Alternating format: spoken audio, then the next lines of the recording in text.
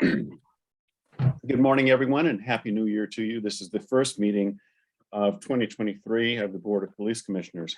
Good morning, Commissioners, Chief Moore, Mark Hefank, Madam Secretary, Mr. Inspector General, Mr. City Attorney, and members of the public. Today is January 10th, 2023. It's 9:30 a.m. This is the special meeting of the Los Angeles Board of Police Commissioners. Madam Secretary, please call the roll. Good morning, Commissioner Briggs, Present. Commissioner Decker, Present. Commissioner Bonner, Here. Commissioner Kalanche, Here. and Commissioner Sobroff. Here. Thank you. Let the record reflect that we have a quorum. Also present, we have the Executive Director, the Chief of Police, the Inspector General, and the City Attorney. Mr. President. Thank you, Madam Secretary. We welcome everyone attending this morning. All public comment will be heard during item 2 on the agenda. We will dedicate a total of 45 minutes to public comment. Members of the public will have 1 minute per agenda item for a maximum of 2 minutes total. At the request of the speaker will be given 1 additional minute for general public comment for a maximum of 3 minutes total. Members of the public who participate in public comment are reminded that they can speak to any item on the agenda or a matter within the jurisdiction of the Board of Police Commissioners. Public comment is your opportunity to address the board. So you are free to express your opinion on matters before the board and to generally express when you disagree with other opinions expressed. However, directing your comments to other individuals who have spoken or attacking others who have expressed their opinions shall be deemed off topic and your public comment period will be concluded. Members of the public, if you choose to participate in public comment portion of the agenda, you can participate in this meeting in one of a number of ways that are outlined on the agenda. At this time, we're going to go to item number 1 on the agenda, the report of the Chief of Police. Good morning, Chief Moore. Good morning, Commissioner President Briggs, Commissioner Vice President Decker, other commissioners, Mr. City Attorney, Mr. Hefank, Mr. Inspector General. As I do each week, I'm going to report on COVID, its impact on our workforce, as well as significant events involving any categorical use of force. I'll talk about crime. I'm going to bifurcate that with both the first week as well as our year-end numbers briefly, and then our personnel strength. In regards to COVID, since our last meeting, I'm going to total the number of cases reported each week so that those that are following this from the public can keep the overall numbers in mind. Since our last report on the 13th of December, we have experienced 254 additional positive COVID cases. Of that, 201 of those employees were fully vaccinated, and that's 79%. As we move forward, they have 148 of our personnel that are currently home recovering from COVID. That's a reduction of 6 fewer from my last report to you. And on our long COVID, we have 14 continuing to recover from this virus. I'm happy to report that we have no hospitalized employees in regards to this pandemic. Moving forward on to significant events. First, I want to congratulate the entire city family as well as the NCCA and others on a very successful championship series weekend. While the game last night was held at SoFi, the bulk of the activities occurred in downtown Los Angeles at both the convention center for a fan experience as well as the host hotels. Officers were deployed at all those venues and continue to ensure the safety of both the participants as well as those that came to enjoy this weekend. In the aftermath of last night's game, activities at the host hotels were celebratory, I'm sure for one team more than the other, but nonetheless, there was no significant events. There were no arrests that I've been made aware of. It was a very successful weekend despite the weather and the challenges. The other matter I want to report on is just an update on the weather in regards to the significant rainfall and storm conditions that the city has experienced over the last few days. Our city family, our emergency family, has been working closely with our county emergency operations folks. So the entire city family with our emergency operations center has received regular and ongoing updates. We have another update that occurred about 40 minutes ago to understand the impact of significant rain across the LA basin. We have seen significant areas of concerns in the San Fernando Valley, particularly along the Mulholland Road, the highway between Laurel Canyon and Coldwater Canyon, that roadway has been closed because of erosion. We've also seen a number of mudslides and debris flows amongst our hillsides. We have had rescues involving both LA Fire as well as LAPD personnel, primarily one in the foothill area involving LA police personnel, as well as fire personnel in a sinkhole, a significant sinkhole that occurred in the Devonshire area overnight. We continue to see the Sepulveda Basin closed due to it operating as designed, which is a flood control channel and protecting the Angelenos and the residential areas from this onslaught of rain. Going forward, we continue to monitor the weather conditions very closely. Our officers are assisting in the road closures, as well as in ensuring that the city department services are available to reach both restoration of power, as well as ensuring that roads are repaired and debris flows are removed. I ask for Angelenos to remain cognizant of their safety provisions, to be mindful that debris flows, water flows on roadways do pose a significant hazard to their safety.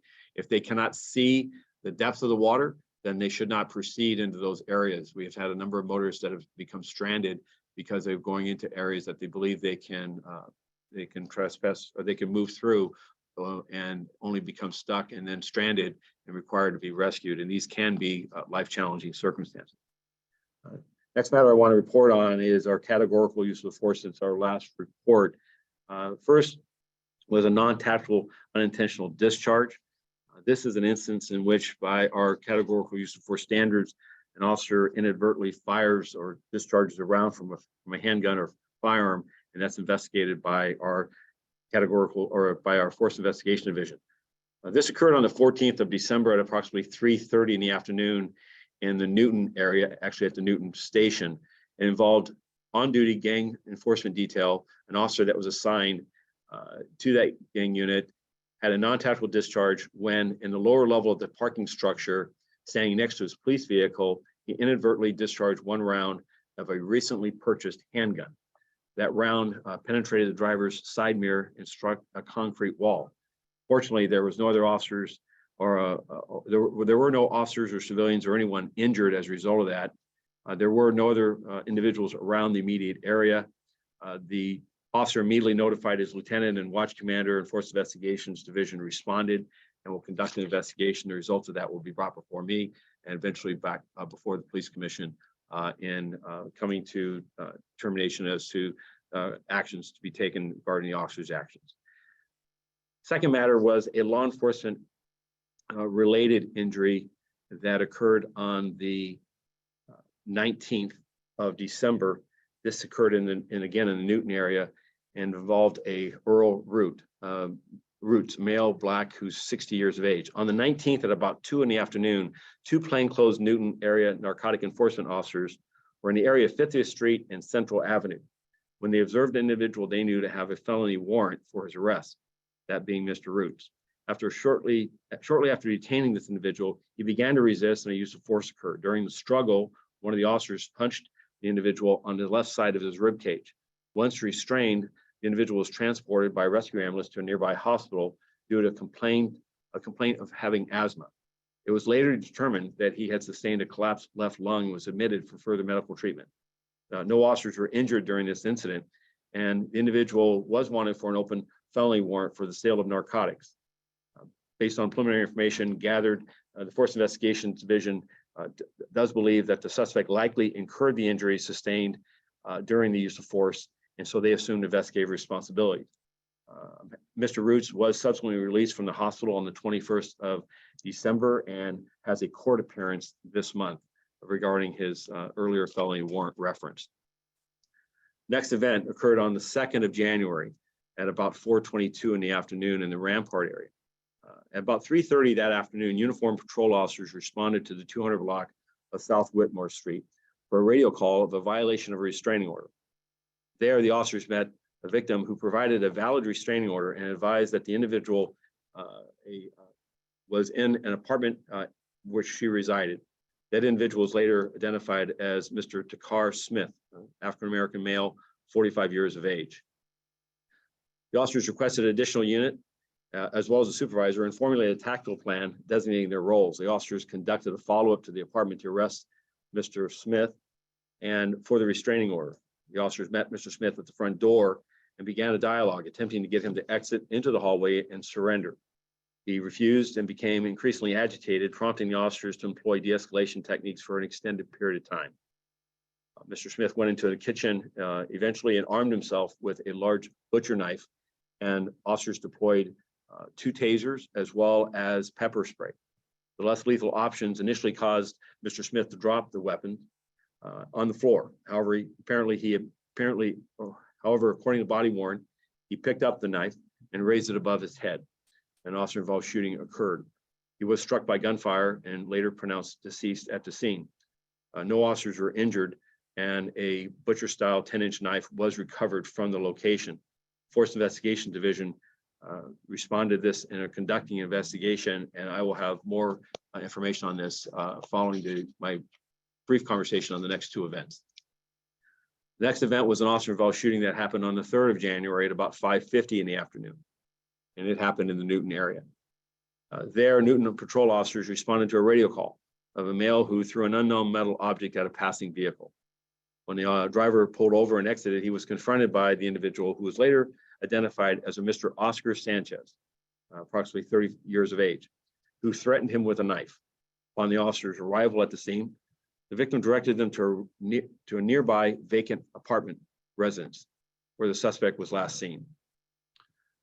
The officers ultimately located Mr. Sanchez standing on the 2nd story landing of the residence, holding what appeared to be a large metal pipe. The officers verbalized with Mr. Sanchez for several minutes and then ordered him to walk down the staircase. However, he refused and stepped inside and closed the door.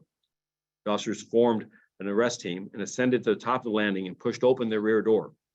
There, they were confronted moments later by Mr. Sanchez, who was holding towards them, who stepped towards them while holding a 2-foot-long metal object with an approximate 3-inch spike protruding from one end.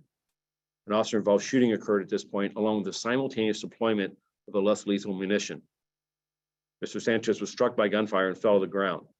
He was taken into custody without further incident and subsequently transported to a nearby hospital by rescue ambulance. No officers were injured.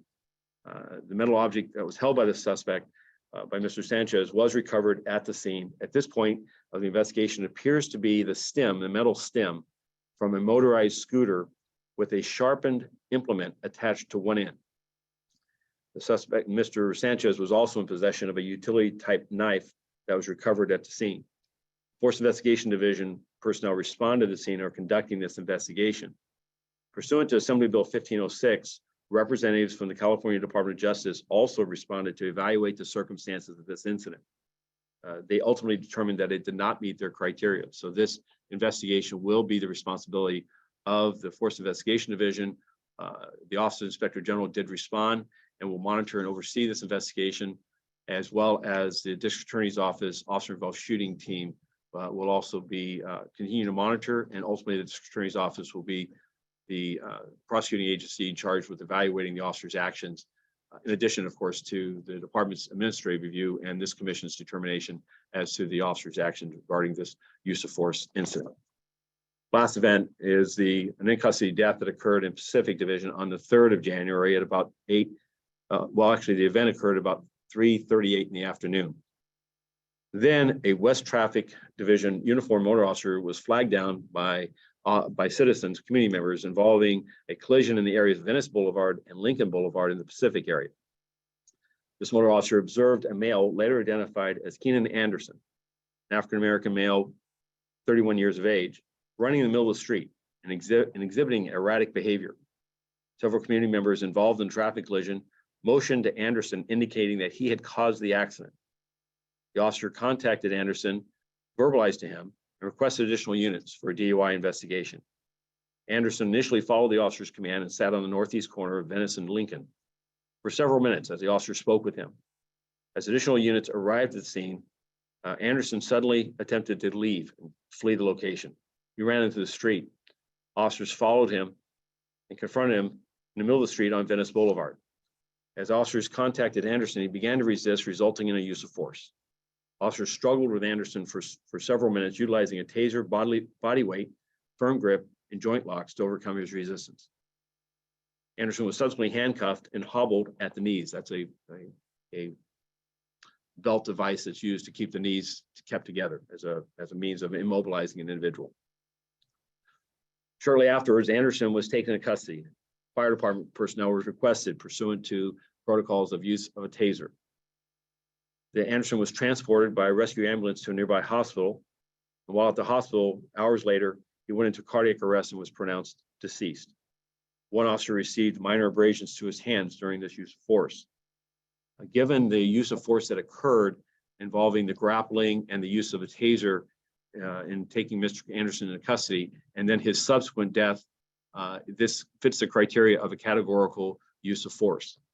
Force Investigation Division responded and will conduct its investigation.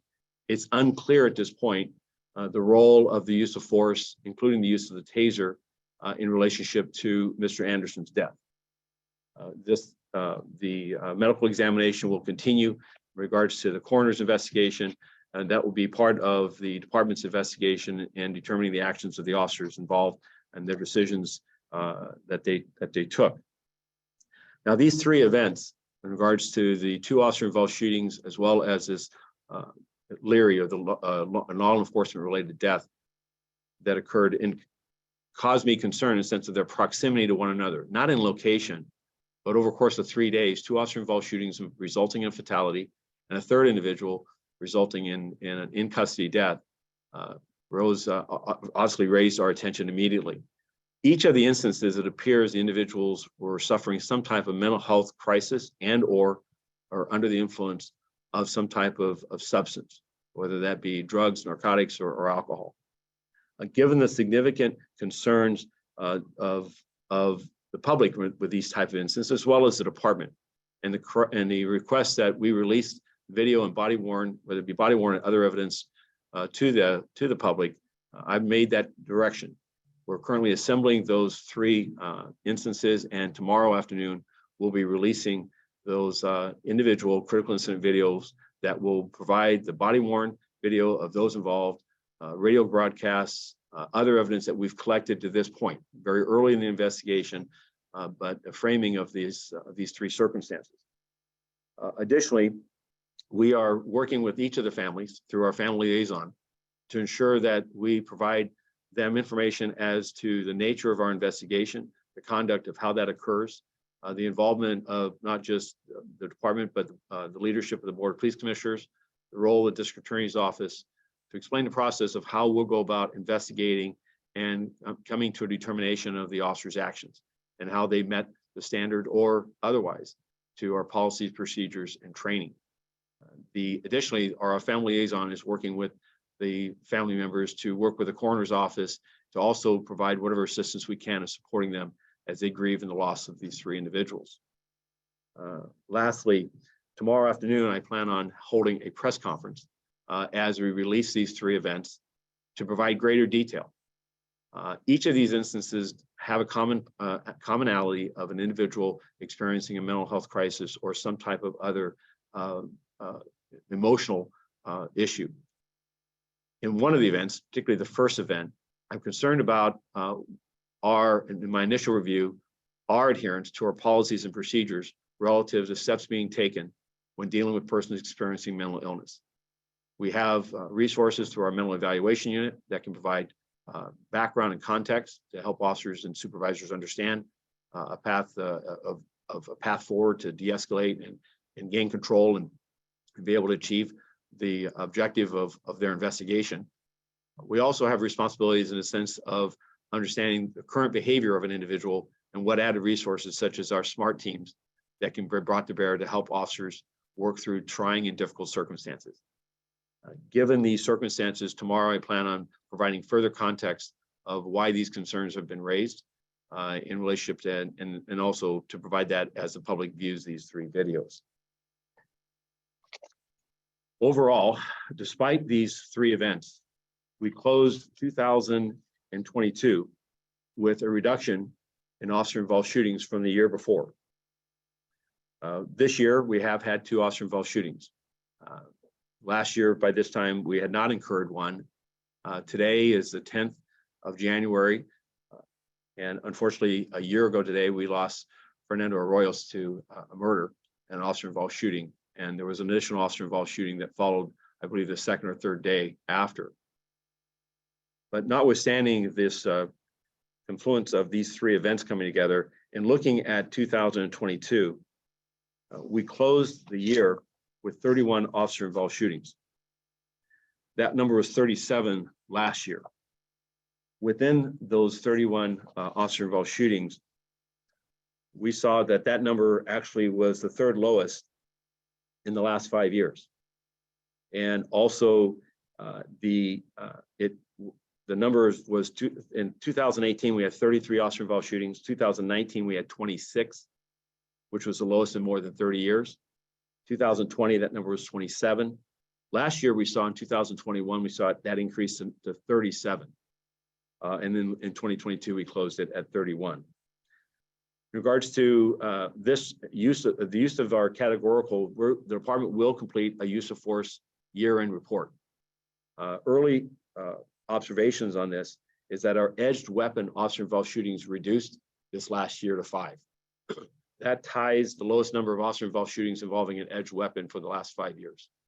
As a reminder, in 2021, of those 37 officer-involved shootings, 14 involved an edged weapon. And then efforts were made with training and with the use of tools and equipment to counter the impact of the increased number of edged weapons. And those training efforts and expectations will continue moving forward. But I am pleased to see the reduction in the overall number, and also the characteristics where we saw that the increase was that reduction was achieved through fewer instances of an officer-involved shooting involving a person with an edged weapon. And lastly, when people ask what is the ideal number is 0.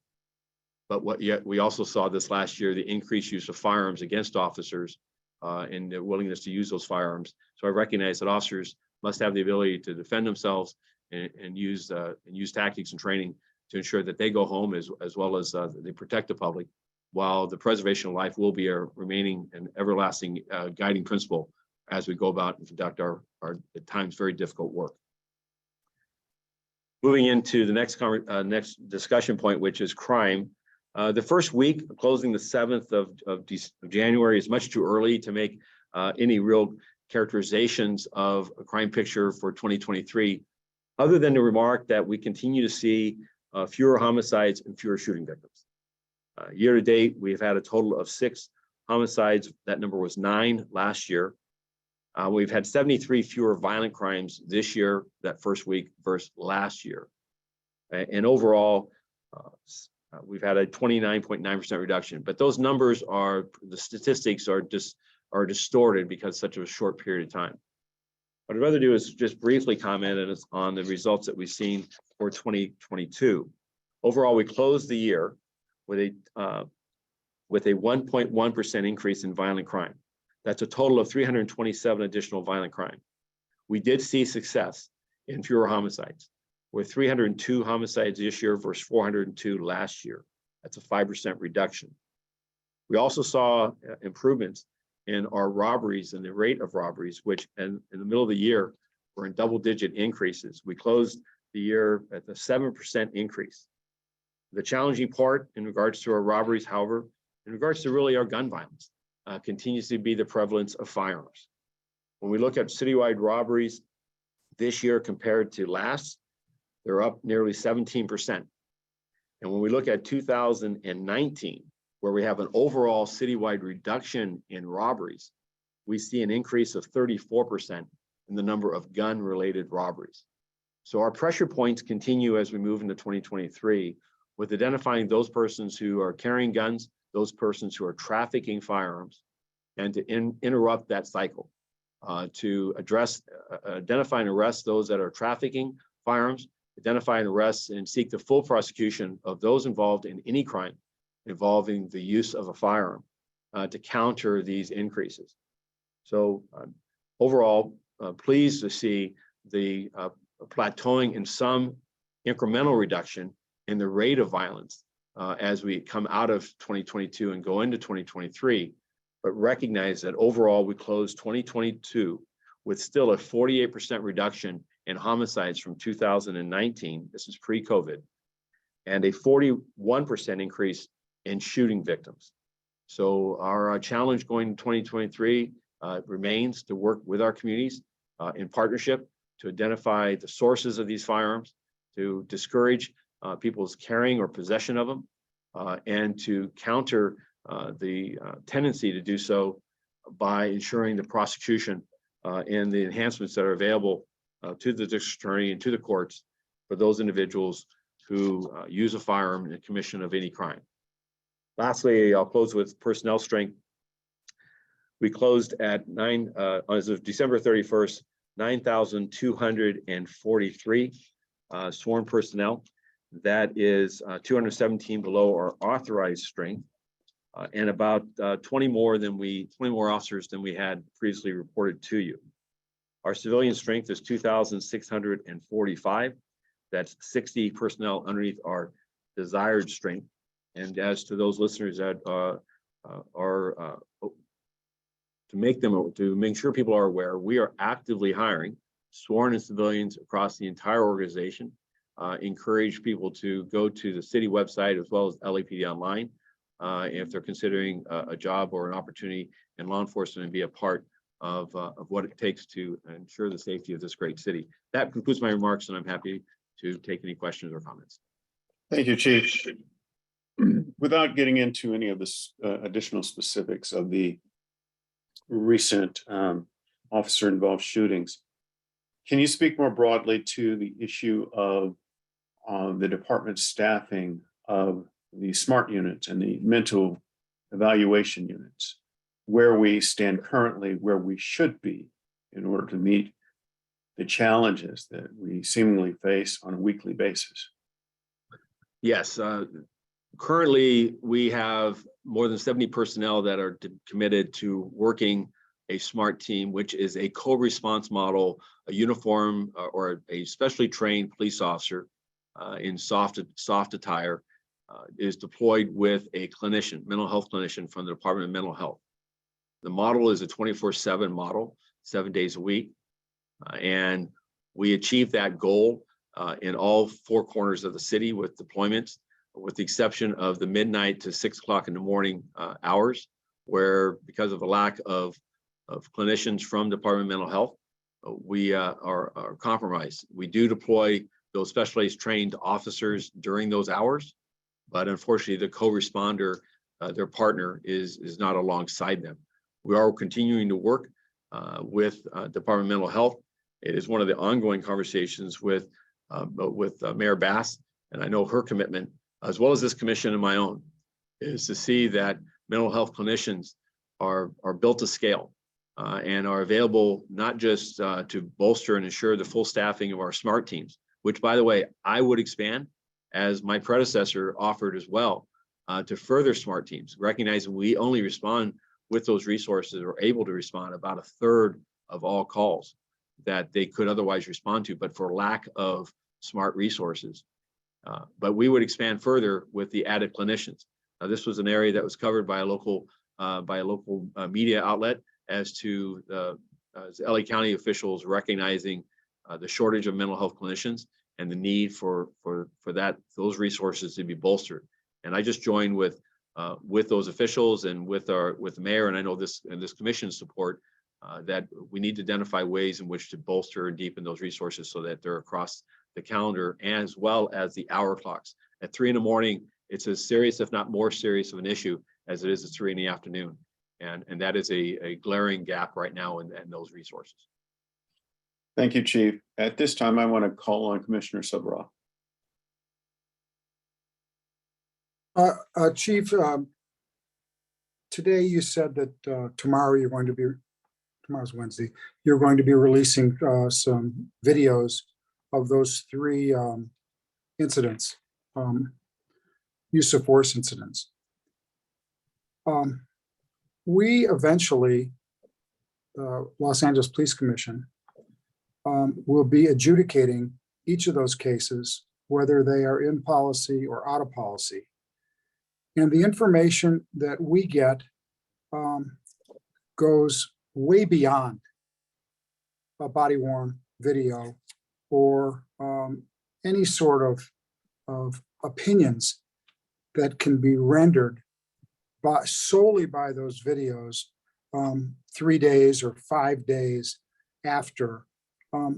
I appreciate the transparency that the department has moved towards under your leadership in making these early releases. But will you talk about the intent of the releases and the video in relation to the overall information gathering for each of these cases? Because when we get them, we have 2 today, they're usually 200 or 300 pages of information in addition to the videos. Absolutely. So we are, just a short week into the investigation in these, and actually less than a week into the in custody death. And the information is preliminary. It's based on briefings that I've received from Force Investigation Division and a gathering of what body-worn or snippets of body-worn video, radio communications, and accounts that we have gathered to this point. And it is just that, it's a preliminary release. It is not in its entirety. My remarks, though, about my concerns relative particularly to the first event are based on just that limited information. And while I can't pass judgment and won't on the officer's actions, I also see concerns about supervisor's actions and the involved officer's actions that cause me to look more broadly across the organization as to ensuring that everyone understands those concerns, as well as our expectations, our policies, or procedures in training, the equipment that's available to them. So I do think that the evidence that the critical incident videos would do demonstrate transparency, demonstrate a responsiveness to calls for those releases, and will provide members of the public as well as family and others with a greater awareness of what transpired. But what it doesn't do is tell the entire story. Body worn cannot cover every angle. You'll see, particularly in the Newton event, where the body worn video was obstructed because of an officer's use of a shield. That will limit the ability for the public and others to see what the officer saw.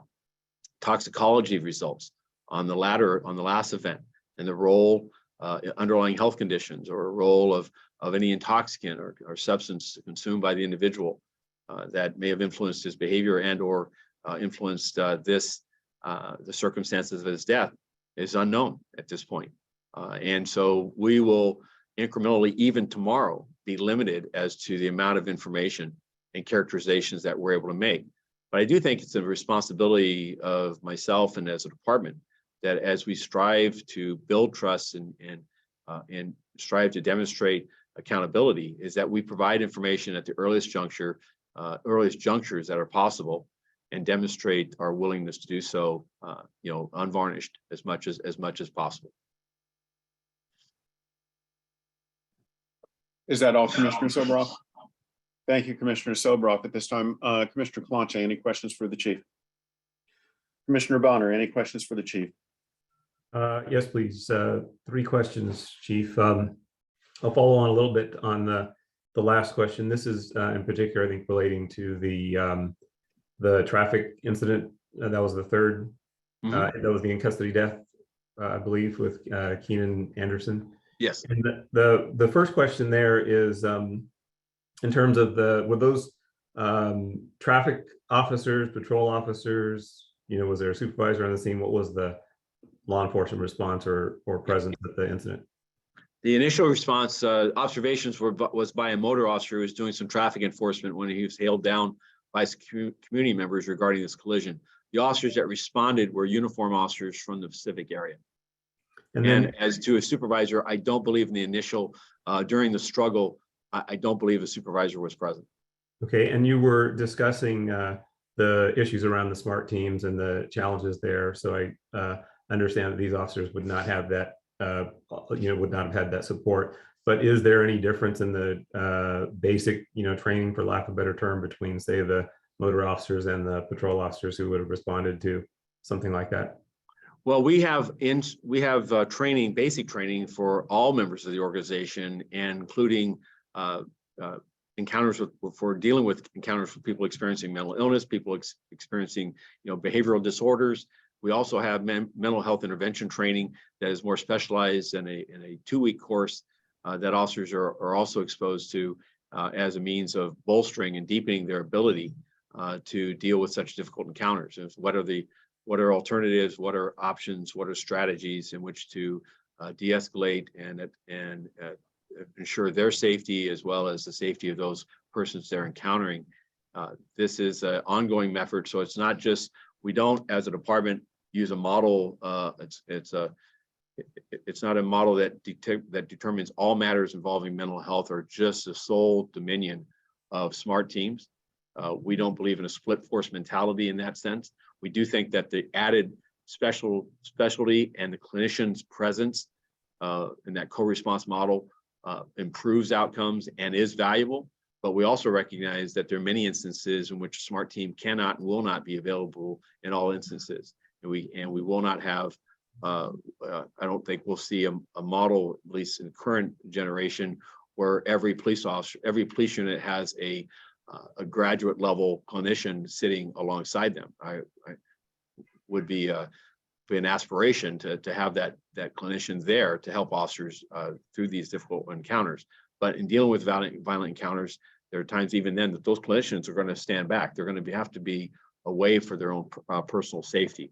So with that, we give added training and investment in our personnel on an ongoing basis through roll call training, through dedicated in-service training, the acquisition most recently of the virtual reality training system that was provided by the generous actions of the Los Angeles Police Foundation, was directly for enhancing the ability of officers to work as a team, dealing with persons experiencing mental health episodes, and in being able to effectively see and experience what individuals experiencing those episodes can actually, what the distortions that actually appear and impact that behavior can have, the officer's actions can have on, for instance, escalating a situation when the officer is actually attempting to de-escalate. So that virtual reality system, we believe, as we begin developing now scenarios for officers to go through, is going to allow us to deepen our rank and file or line officers' ability to deal with a difficult reality, which is that the instances of mental health crises in America, and particularly in Los Angeles, is not exempt, is increasing. Suicide, depression, instances of people who are untreated and lack available resources to be treated are resulting in officers coming across those as those individuals pose public safety risks. So how do we, as a society and as a department, how do we do our best to ensure our officers are well prepared and trained and capable to deal with these tangled situations? So my second question is, you were talking with Commissioner Soboroff was pointing out, how detailed the investigations are and the amount of information that comes to us. And of course, there's also a big timing issue, with that typically there's usually a year roughly between the time an incident occurs and the time that it comes to us. And the question, I know we've touched on this once before, but if you look at each of the 1, 2, 3, 4 incidents that the categoricals that you report on this morning, I'm going to make a wild assumption. There's probably a dozen or more officers who were involved in that collection of incidents. And address again, like what level of review goes on outside of the investigation. Sure. If there are corrective actions or other things that need to occur maybe immediately. Explain again, like how do you what is the status of those officers? For example, are they all out on patrol as we speak now, and do they get any particular training or support, or just comment on Sure.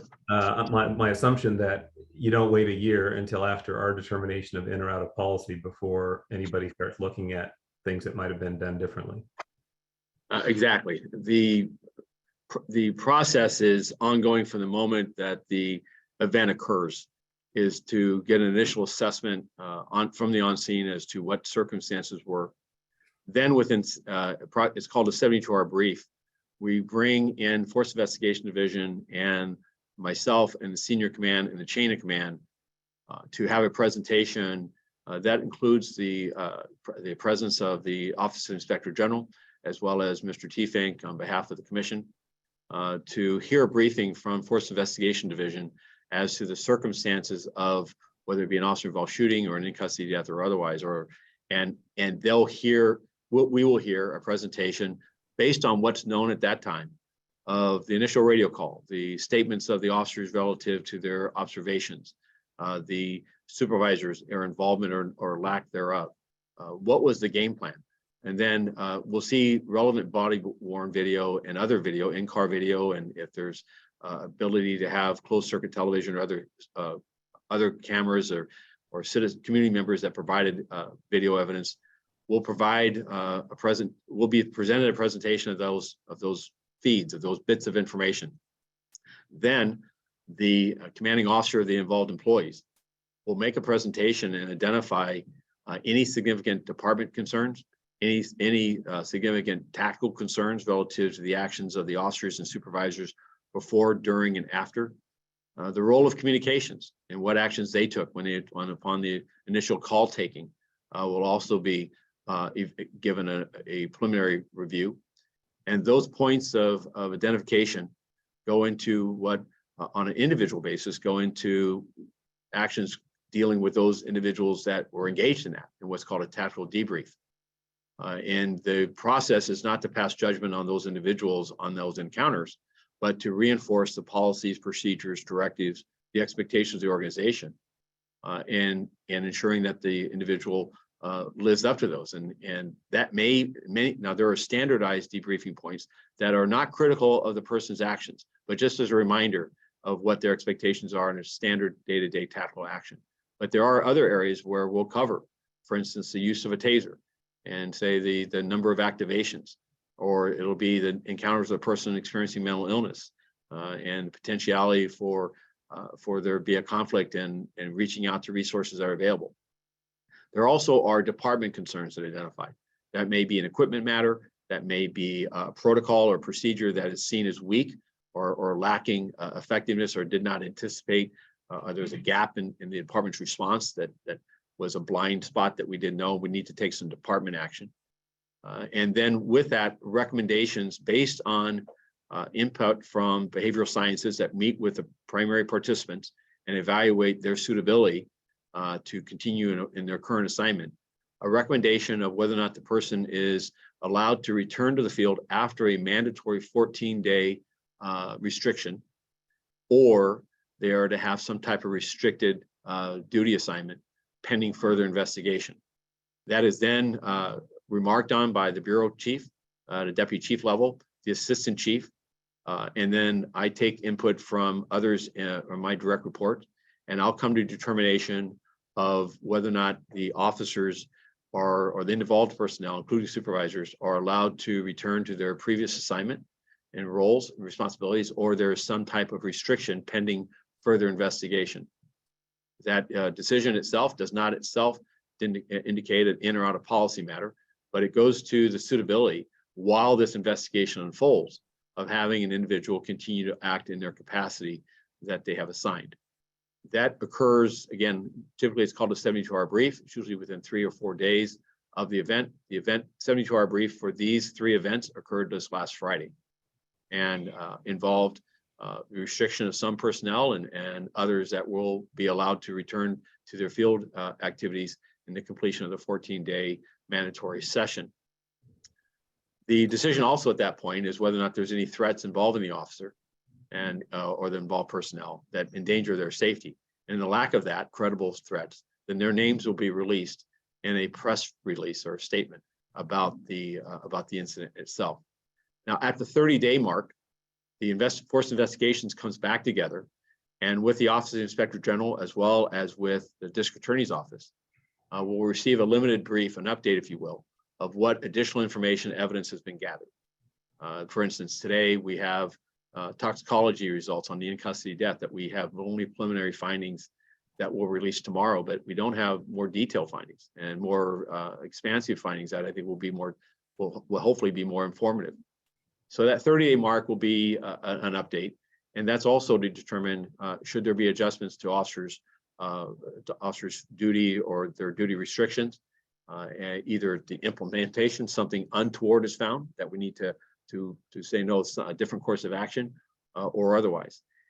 Now, the next point will come is this investigation will be completed and it'll be forwarded to the Critical Incident Review Division for their evaluation, for their assembly of the Use of Force Review Board, chaired by the Use of Force Chair, which is Assistant Chief Dominic Troy.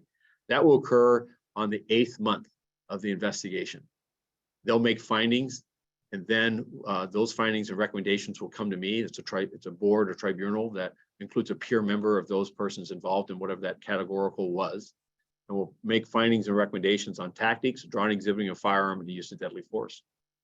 And those recommendations may also be to changing of department policies or practices, and also whatever corrective actions the department should engage in on a broader basis.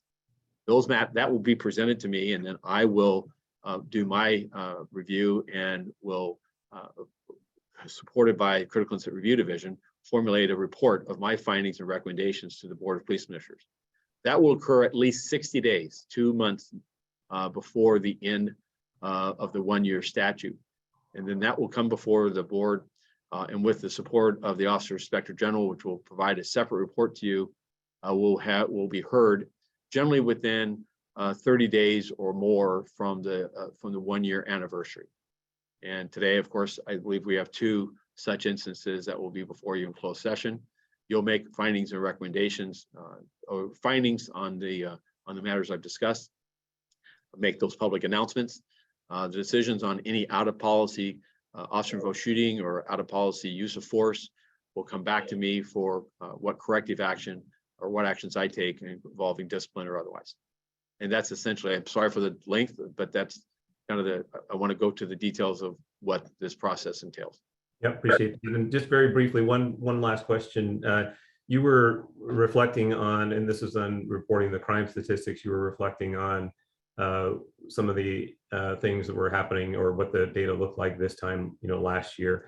And one of the other things that comes to mind that we were discussing briefly this time last year, I think it was January around the 8th or the 10th or something, that you had the discovery of the young woman who was found dead near the 110 freeway, Tioni Theus, I believe is her name. And the question is, what are the considerations around others have probably seen also the recent, calls for the department to support that investigate the CHP's investigation. That it's not clear exactly where that stands. But can you just comment briefly on, the considerations around that? We hear the broader incidents, the 4 students in Idaho and others, where you have a lot of agencies, the FBI, the local police, a lot of state police, a lot of people involved. What is the picture here, with that investigation, and what are the considerations around the department's support?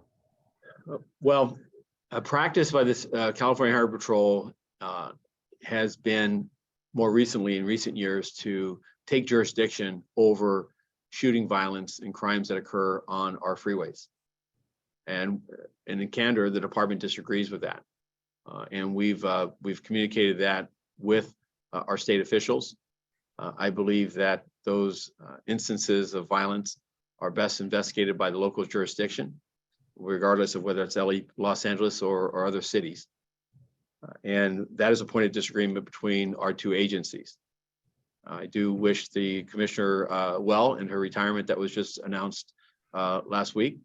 And we remain committed to supporting those investigations, whether it's that young girl, tragic kidnapping and dumping. It's just inhumane. Not that there's any loss of life by taking of another that's any lesser to severity, but I'm bothered by that one, as well as there was one I believe at the Coliseum involving the aftermath of a music concert that I believe also remains unsolved. And I think that the complexities of those investigations are best handled by local agencies. And we stand ready in the initial hours and days after those events, and we'll continue to stand with California Highway Patrol to support them. But fundamentally, we disagree as to jurisdiction of those events. So that no such request has been made heretofore. Is that what you're? That's correct. I remain committed to having open conversations and changing the direction of that decision. Thank you. Thank you very much. Appreciate it. Thank you, Commissioner Bonner. Commissioner Decker. Thank you, Commissioner Briggs. Chief Moore, if I could turn your attention to the report on firearm-related crimes, particularly for 2022, and ask you to comment on the relationship between the increase in firearm-related crimes and ghost guns. I see on the department's reporting the number of ghost guns booked into evidence has increased steadily and rather dramatically, and wonder if you can comment on that and the efforts of the department to address those challenges. Yes. So year to date, for the total year, 8,427 firearms were recovered in 2022. That's a 32% increase in 4 years. Substantial. I mean, these are thousands of additional weapons. When we look at ghost guns in 2022, as of the end of November, 1,608 ghost guns, 1,608. Just 2 years earlier, that number was 813. And while today I don't have, forgive me, I don't have the 2018 numbers, what I do know is the phenomenon of the development and proliferation of ghost guns is a substantial impact and factor on the greater number of guns we're seeing in our communities. So our efforts have been to bring awareness to this, to work with our district attorney's office and other U.S. attorney's office to obtain legislative changes, to go after those purveyors of these deadly items, meaning the manufacturers, to go after and identify traffickers, working with Crime Stoppers, as well as realigning some existing department resources to establish rewards and incentives for people to identify individuals who are trafficking these weapons and these firearms. We are making arrests in those investigations involving traffickers, and we are seeing success with our federal and state prosecutors, local district attorney, in holding those individuals accountable. Lastly, is the use of a firearm in the commission of a crime is an offense that provides for added enhancements, sentencing enhancements, penalties. And I'm happy to report that in the last year, we have seen the district attorney's office begin pursuing those and making it appropriately, in my view, an increased penalty that if you use the firearm in the commission of a robbery, that you should face greater peril, sentencing and length of incarceration, bail. Those are meant to be disincentives. And I believe that they have proven effective in decades past. And when we walked away from them or unwound those enhancements, and the ready availability of the guns is where we see the phenomenon today, where while we have an overall reduction in robberies across the city in comparison to 3 years ago, a 5.6% reduction, that's 543 fewer overall robberies. When we look at the number of robberies involving firearms in that same period, we see a 400 additional robberies. That's a 16.7% increase. And gun violence for homicides, shooting victims, the same issue. I believe a direct attribute is disputes and turmoil in the streets and in family settings and otherwise, is that the ready availability of these firearms, ghost guns is included, is having an impact on the level of gun violence, and that's associated with the loss of life. So we'll continue to go with awareness to promote effective interdictions at the point of trafficking and manufacturing, as well as holding those accountable that we identify through the proactive efforts of our officers and the good work that they do. All right, thank you, Chief.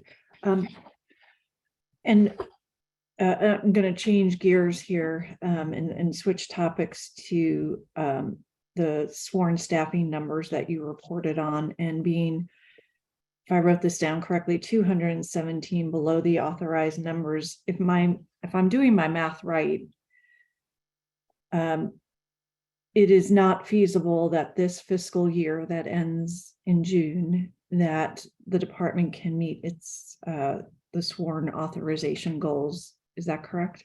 That's correct. Our current recruit flows continue to be compromised.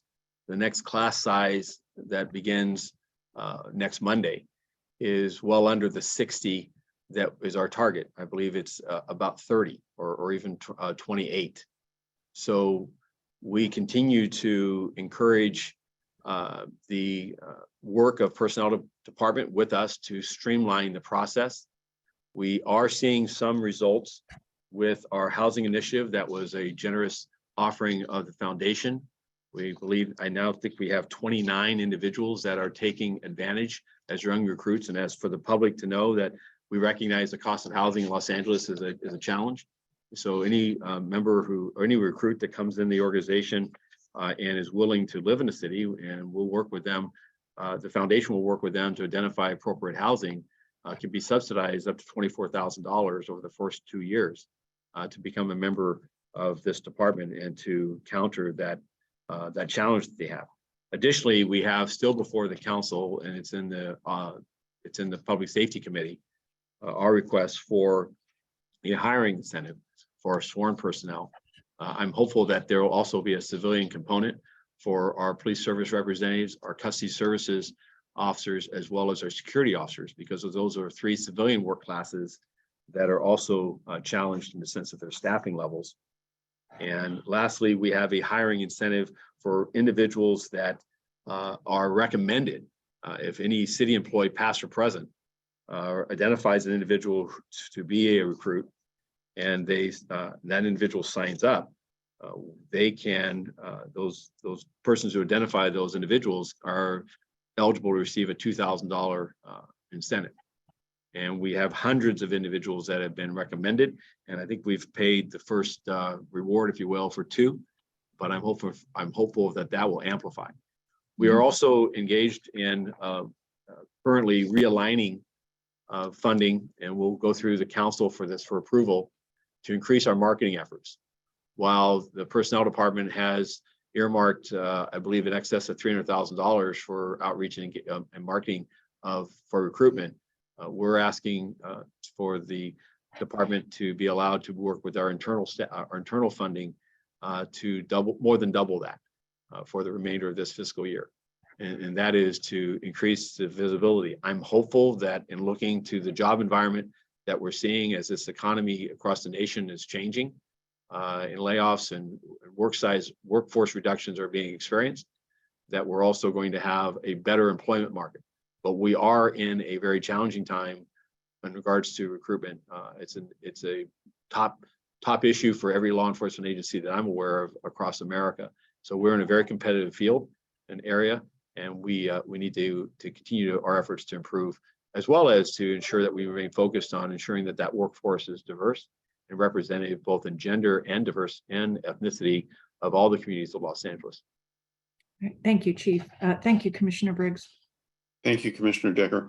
At this time, we're going to go to item number 2 on the agenda, the public comment period. Madam Secretary, please open it up for public comment. Thank you. Okay, our first speaker is Q Jean-Marie. Good morning, everyone. Good morning. What items would you like to speak on? All of them, please. Okay, 3 minutes. My name is Pastor Q from the Church Without Walls, Skid Row, and also with Clergy and Lady United for Economic Justice. I'd like to say when Ezell Ford was found dead, there was no discipline. When George the Valentine, you take my breath away, card was found, there was no discipline. We know that law enforcement around this nation, and I'm speaking to this in relation to all the law enforcement officer involved killing that has happened just recently, right? No one did anything with the George Floyd thing. Additionally, they blew up the Black and brown community in South Central. No one was disciplined. When over 1,000 complaints were made in terms of law enforcement discriminating against folks, none was found to be sustainable. There were reports of some LAPD officers who were involved in January 6th no investigation. With all the money we're spending on LAPD, how is it that you guys are still killing mentally ill folks, even with knives, right? As if we don't have tools to do. I mean, we've got all kind of tools and we're still killing folks, right? Most of us who've been participating in this meeting for multiple years through multiple administrations, we keep hearing about mental health issues, yet we're still killing people. Even after you get more resources, we're still killing more people.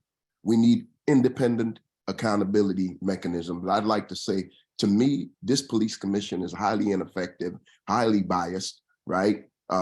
We need something independent, and I hope the mayor is listening, that we need independent police commission. We know that anti-Blackness permeates law enforcement in Los Angeles, and even just last week in Torrance, 4 officers were fired out of, I believe, 14 who were passing them around text messages talking about how they want to kill Black folks, right? And so this law enforcement situation is not going to be resolved in this city. We keep talking about guns. We didn't put the guns on the streets. It makes me so angry that I keep hearing about guns in the streets, and we didn't put the guns in the street. There's no gun manufacturing in the community. We have people like the NRA and all of this cultural machismo and all of this other stuff that we do in our society, and we get all these guns and we promote violence in so many ways. We promote militarism in so many ways. Dr. King's birthday is coming up. We promote militarism. He called militarism an evil, and we keep promoting all this militarism. And then when people are on the guns, on the streets using firearms, we're acting surprised when we permeated the entire society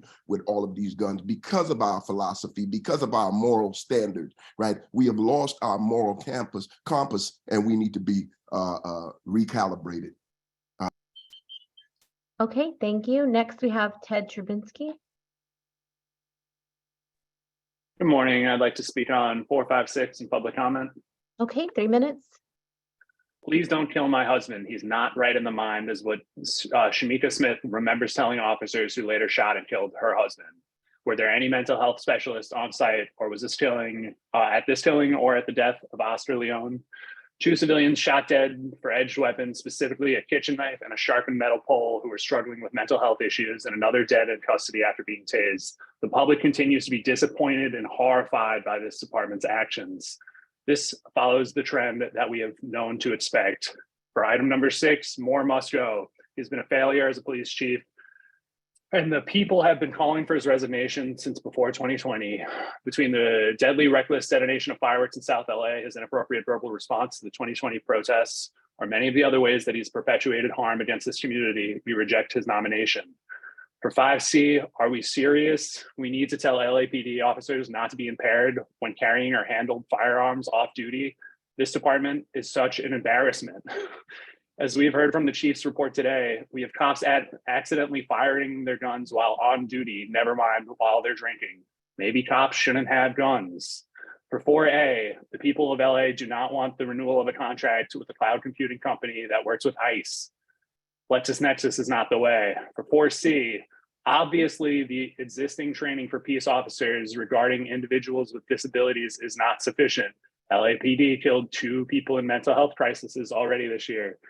To be clear, we do not want more training. We think that police should be completely removed from these interactions. For 4D, it's insane that after the 2020 uprisings, a major takeaway was that you set up a video task force in one of the most surveilled cities in America. Please extend the 45-minute time limit for public comment. It makes no sense that a city this large has so little input in these crucial life or death matters. I cede the rest of my time. Okay, thank you. Next, we have Philip Tabby. All items? Okay, 3 minutes. Wow, what a packed agenda. Why is LAPD getting involved in reproductive health? Item 4B. This department has gone woke under this commission and from the failed leadership of Michael Moore. What a disgrace. What I also find interesting is item 5B. Prohibition of alcohol impairment when carrying or handling firearms off duty. How about adding prohibition of alcohol from our chief of police? Moore has repetitively been seen and filmed drunk in public, not only around other young impressionable officers, but at Dodger Stadium, taken to a city vehicle with his private detail. If he gets into an accident, thank God he's not driving, but if that vehicle ends up in a TC and Moore is injured, would that be considered an IOD? I could go on with the provable information where alcohol has played a role with the highest paid state employee in California. Mike loves booze and money. He wants a second term so he can milk as much as he can from the Angelinos he's supposed to protect. He wants 7 years as chief of police to get that chief's pension. Then he will run off to a red state with all that money and much less crime. He got his drop and about $1.2 million on bounce and has an assistant chief's pension and a chief's salary, then gets an off-contract raise when the rank and file had to defer their raises. Moore failed to defer his. Mike, you're the only one that did not chip in.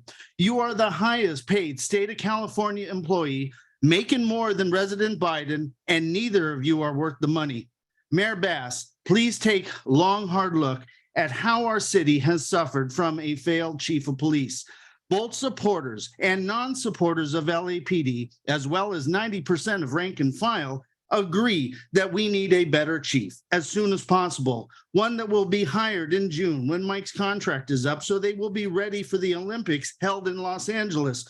Sorry, Mike, beer pong isn't a sport. By the way, on the COVID report, grouping together the numbers is not going to work. We need the information for each date, 12/20, 12/27, the 3rd of January, and the 10th of January. And Commissioner Soberoff and Briggs publicly endorsing mayoral and chief of police candidates is unacceptable in your position. Makes me wonder who is influencing that choice. Briggs, is there a person who partners with you or worked at your law firm who is married to a high-ranking U.S. government official? I think the city deserves disclosure with our government officials here in 2023. God bless our LAPD and Happy New Year, y'all. Okay, thank you. Next, we have Matios Cadane. Hello. Hi, what items would you like to speak on? All of them, please. Okay, 3 minutes. Yeah, 3 people dead at the hands of LAPD, and it's January 10th of this year. This highlights 2 things. The first being, it's a murderous police force. This is their intent. This is what they're meant to do by design. Secondly, any notion or semblance of control that Chief Moore may communicate that he has over this police department is completely fictitious. And we don't just have to look at the past 10 days, right? 2021 is an emblematic year. 38 shootings, 18 killed in that year. That was the year Valentino Oriana Peralta, a 14-year-old, was shot at the Burlington Coat Factory. And so, we look at these numbers and we look at the state of public safety in the city, and all Chief Moore has successfully accomplished is being able to spin a lot of these facts, spin his failures into something that's palatable to this commission and to city leaders. For example, in the course of this meeting, he described 2022 as the 3rd lowest year in shootings and killings. It's a data set of 4 years. 2022 was the 3rd highest year in shootings, right? 2019 was actually lower. So it's that same spin. We look at his resume, we see he presided over that publicity stunt, during which he blew up the South LA neighborhood at 27th and San Pedro. Ozzie Hutchins and Ramon Reyes died as a result of that. We look at his response to the George Floyd uprisings, right? 3 separate reports saying he failed in his leadership, the LAPD failed. He brutalized 4,000 of his critics, right? It was a group largely consisting of people critical of the LAPD. We look at Chief Moore's response to other protests at that time, anti-vax protests, far-right protests. The LAPD's response was nil. In fact, the LAPD actually participated in some of those protests. And what did Chief Moore do? He tried to equivocate that. He compared Black Lives Matter to the Proud Boys. He stated they both represent an ideology that's counter to democracy, one being a group that's advocating for Black people against the deaths of Black people, and the other clear, explicit white supremacists. Let's not mention LAPD was at the Capitol during that white supremacist attack on January 6th. We still don't know who those officers were during Chief Moore's tenure, LAPDs received 2,571 complaints of bias policing. Every single one of them was unfounded, according to the LAPD. And even if we look at his relationship with corporations, it's clear that Chief Moore has no interest in public safety. It's clear who he's working for. We saw those emails with Target. And he just, after every failure, he just comes back with his hand out asking for more money. But this is really telling. Even the notion of entertaining another term for Chief Moore is really telling of, this resume would have gotten anybody else fired. But this commission is willing to consider this absolute failure for the position, because that's what the position is meant for. Okay, thank you. Next, we have caller ending 3146.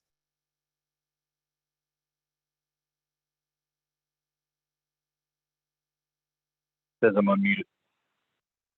Hi, what items would you like to speak on? Well, to speak for my verbal chainsaw for 5 hours, but I know I only got 3 minutes.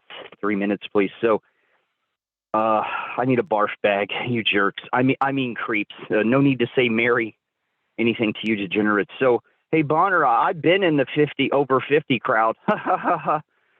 So anyways, say his name on Brigonometer. There's no freedom of speech here, because you're trying to take away repetition. And one of the things I thought about this is when they say his name, Eric Rivera, say his name, Eric Rivera, say his name, Eric Rivera. You don't want that going on. Even if it sounds like 2022 had some improvement, let's speak about the bad. You're worried about the recording for Nori, right? You want to arrest that person, but there needs to be a 30-year audit of the district lines and how they were redrawn. And you need to arrest the 4 criminals attempting to redraw district lines. This is how Black people here got destroyed out of their communities with this crap. No, Sancho Tina is a badge tarnisher. He lied from the beginning. No need to say Mary anything to you, degenerate. So 4C today, use of force on page 3, intra-departmental correspondence, the last section at the bottom. Paraphrasing, the incident reported the LAPD shall include drug or alcohol impairment. How are you going to find that out unless you did a blood test, a toxicology report? And I've been saying this. I've called up several times, said every OIS needs a blood test. But how will you know unless you do a blood test? See, I'm correct. That's the one-sided. Let me talk about the other side that's not included on that list, is how underpaid the LAPD is. You need to tell the government that. How underslept the LAPD is, how overworked the LAPD is, how underprotected the LAPD is, and that's why you got to shoot people, because you're underprotected. You need to tell the government that. How understaffed you are, how crappy the president is to the LAPD. You need to tell the president that. How crappy the Congress is to the LAPD. How poorly they are training the LAPD. How $31 trillion of debt leads to incorrect, poorly crafted, wrong-headed training that leads to you killing people. You got to tell the president this. Robberies up 17%. You know how that changes? Is when everybody has a gun. That ends this kind of crap. My God, I can't believe you people. Make me want to barf. It's so disgusting. Maybe you guys might get no, Sancho Tina, no on the chief. Lied to me from the beginning with the toilet mayor who's gone. Thank God he's gone. And so maybe this year you can decide how to get something better to go on. But did you find out the president is a creep? Joe. Okay, thank you. Next, we have caller ending 2992.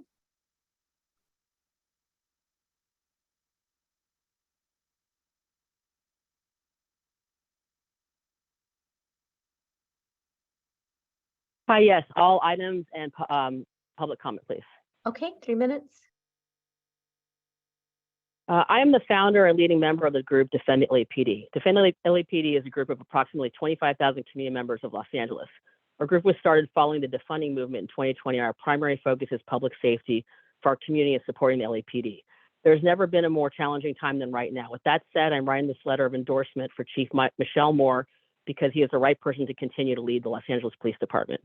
Communities in Los Angeles depend on having a safe and secure environment. They depend on this police commission and every elected official to ensure that the LAPD has the best leadership in place to achieve that goal. Chief Moore has continued to lead this department through the most trying times that no one could have prepared for. He led the department through COVID, restored stability following the civil unrest, and he has diligently implemented numerous reform efforts and initiatives to keep improving the LAPD. Under Chief Moore's leadership, the diversity of both the sworn and civilian workforce have increased to further reflect parity with the community. Chief Moore has also implemented the diversity, equity, and inclusion initiatives, and he has remained focused on the principles of procedural justice and constitutional policing. He has also furthered his commitment to modernizing technology to increase productivity and effectiveness. Most importantly, Chief Moore has regained the public's trust in the LAPD. It is evident from surveys showing 75% of the public wants more LAPD officers patrolling the streets. It goes without saying that Chief Moore is a fighter for the people of Los Angeles, despite a reduction in the workforce, as has been seen across the nation, constant budget challenges, and a historic shift in prosecutorial practices. Chief Moore remains a dedicated servant to the people of Los Angeles, achieving what no one else can. He is the leader that the LAPD and the city of Los Angeles needs.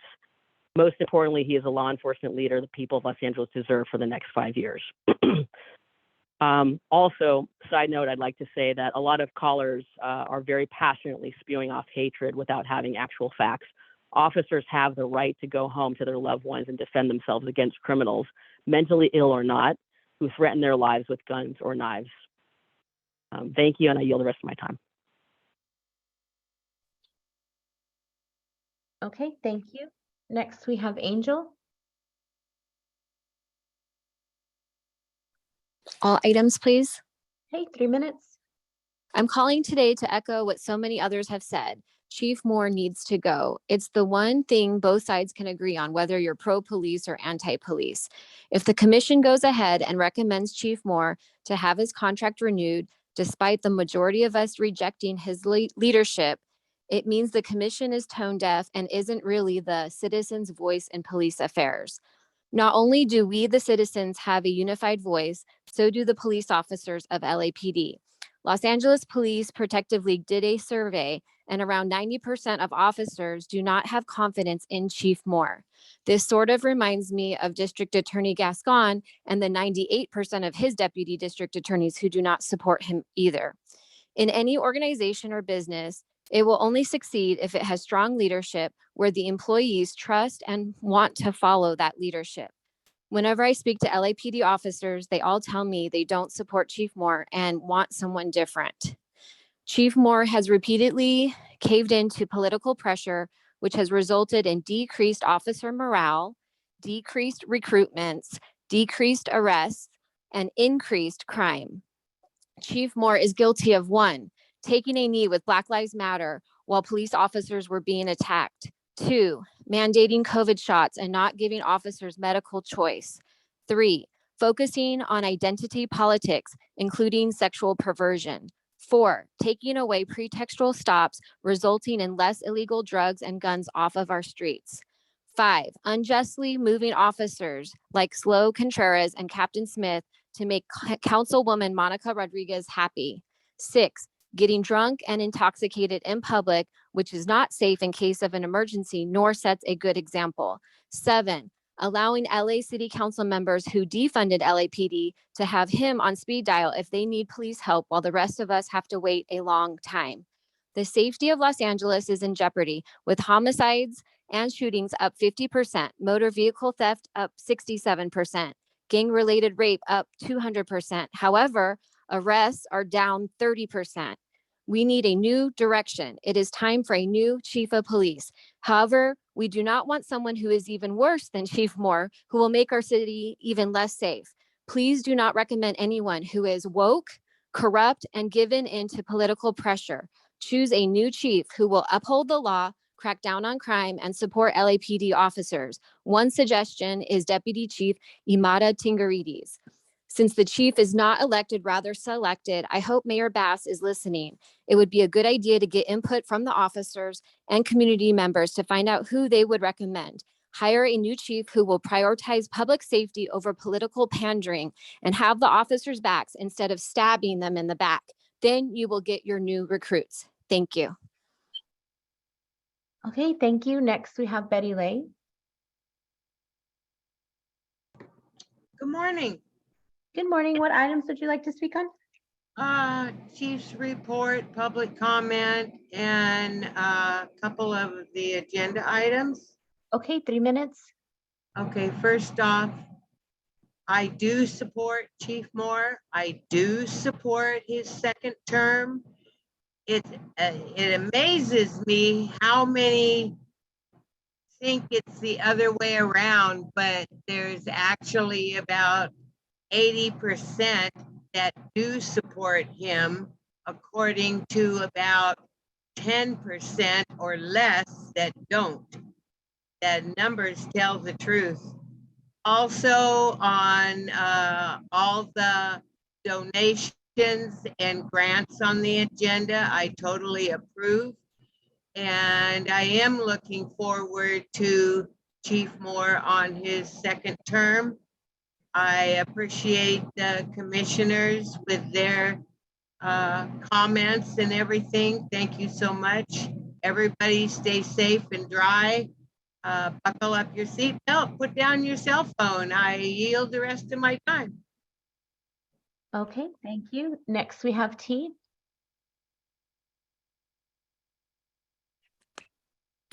Hello. Hi, what items would you like to speak on? All.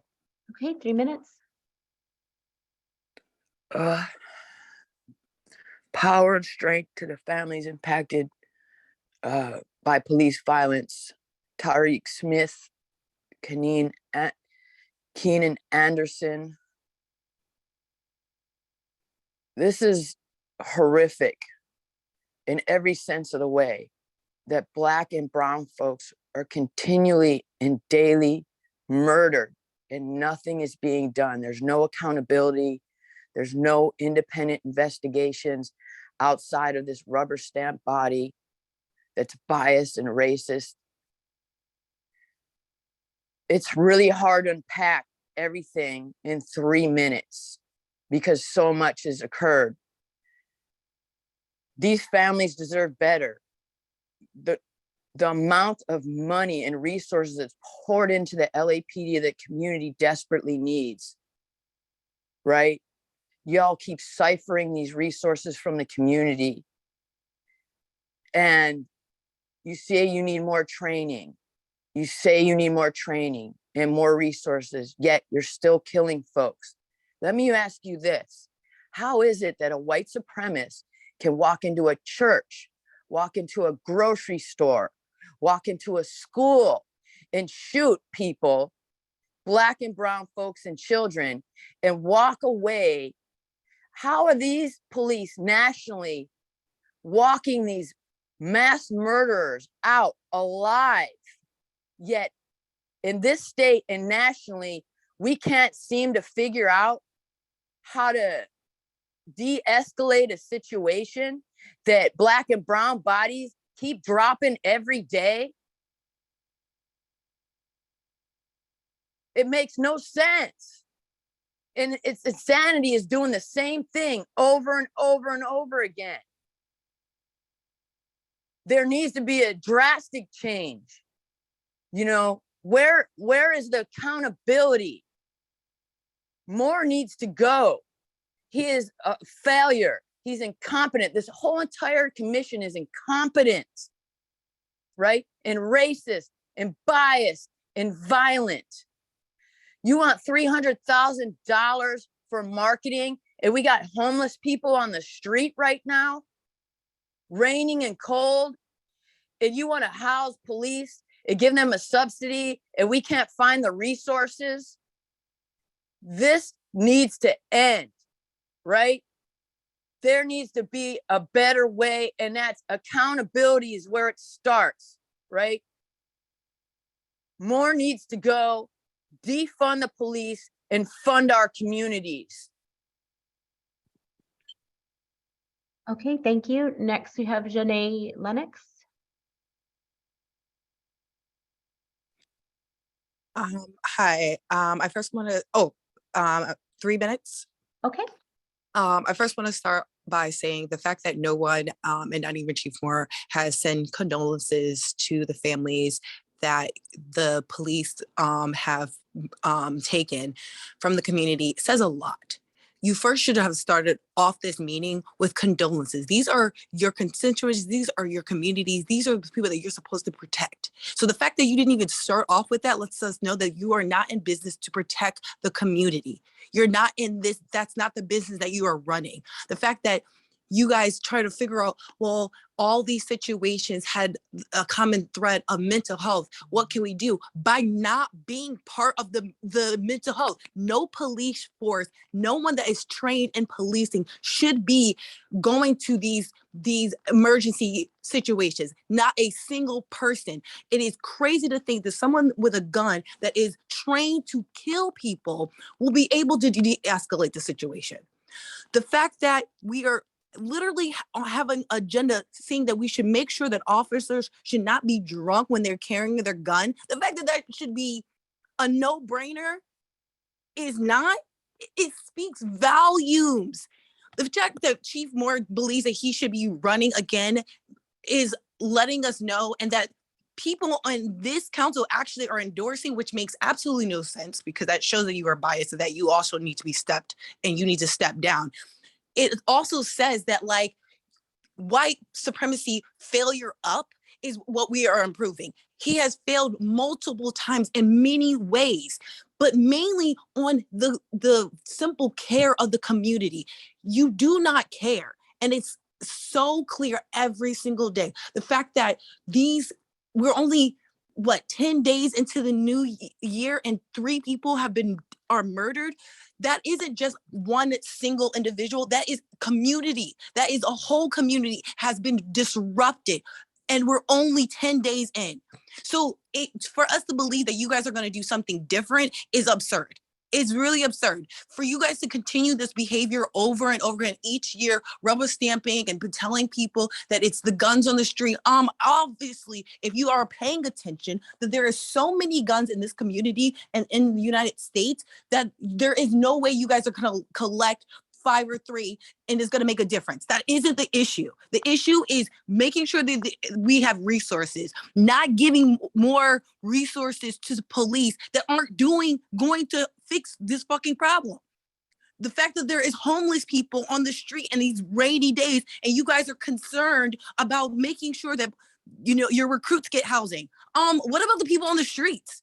This is absurd. Chief Moore, you got to go. And actually, a bunch of you on this council member need to resign. Okay, thank you. Next, we have Richie. Yes, hello. Hi, what items would you like to speak on? All available items, please. Okay, 3 minutes. Yeah, I want to say first and foremost, I think it's kind of ridiculous that you all just allow Chief Moore to lie, and your follow-up questions, you don't even interrogate the words that came out of Moore's mouth during his report, because he tried to justify the police killings. And before I go on, I want to say the names of the 3 people that were killed by LAPD in the first week of 2023. Keenan Anderson, Oscar Leon Sanchez, Takar Smith. 3 people in the first week of the year. But the fact that this commission cannot interrogate what Moore is actually saying. I'll go back and get the actual quotes, but he says there was an increase of attacks on officers with handguns last year. And so officers need to be on high alert. Where? In Los Angeles? Were there any attacks on police officers with handguns in Los Angeles? No. Across the country, is there an increase? I don't think so. I'm not sure. I haven't seen those numbers. So the fact that you all just let him lie and say that, that's ridiculous. What are you doing, your oversight commission? Where's the increase, Chief Moore? And then if you actually want to talk about an increase in shootings, there's a recent report that just came out, published in The Guardian, that there's been an increase in police shootings around the country. We've reached a record high in 2022. all while police budgets have continued to go up. So Moore continues this spin, the spin and the spin and the spin.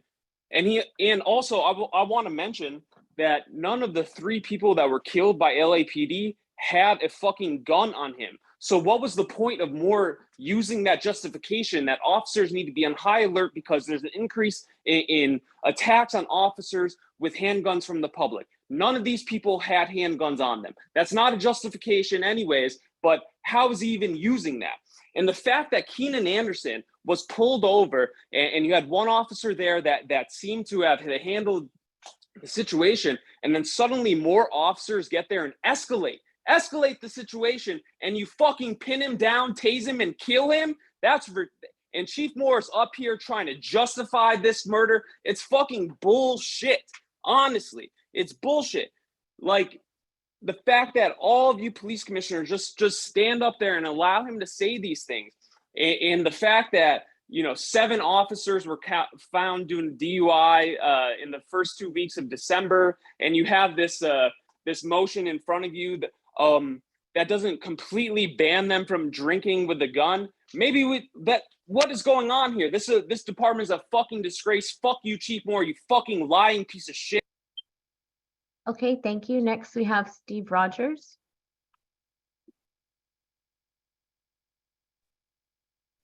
Good morning. Happy, healthy new year to everyone. Good morning. What items would you like to speak on? All items, please. Okay, 3 minutes. I hope Mayor Bass is listening. I think it's very important that she listened to the rank and file of the LAPD. Obviously, this department is having a problem recruiting people, and the people that know what's going on in the department and things that need to be fixed so morale will improve and recruitment will improve is the Los Angeles Police Protective League. Okay, there's a lot of hate coming from certain people in this meeting. It's anti-white, anti-police. It's unnecessary. It's uncalled for. If you don't know, the LAPD is majority minority. And I don't like using the word minority, but I'm going to use the terms that are used here, generally speaking.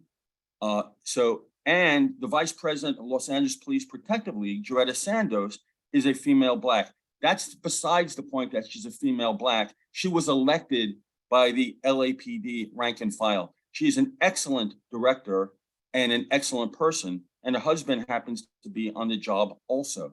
So let's stop with the nonsense about the LAPD being racist and against Black and brown people and all that sort of thing. I hope you're listening, Mayor Bass. What you should do is go into roll calls at the individual stations, close the door and talk to the officers and listen to them directly.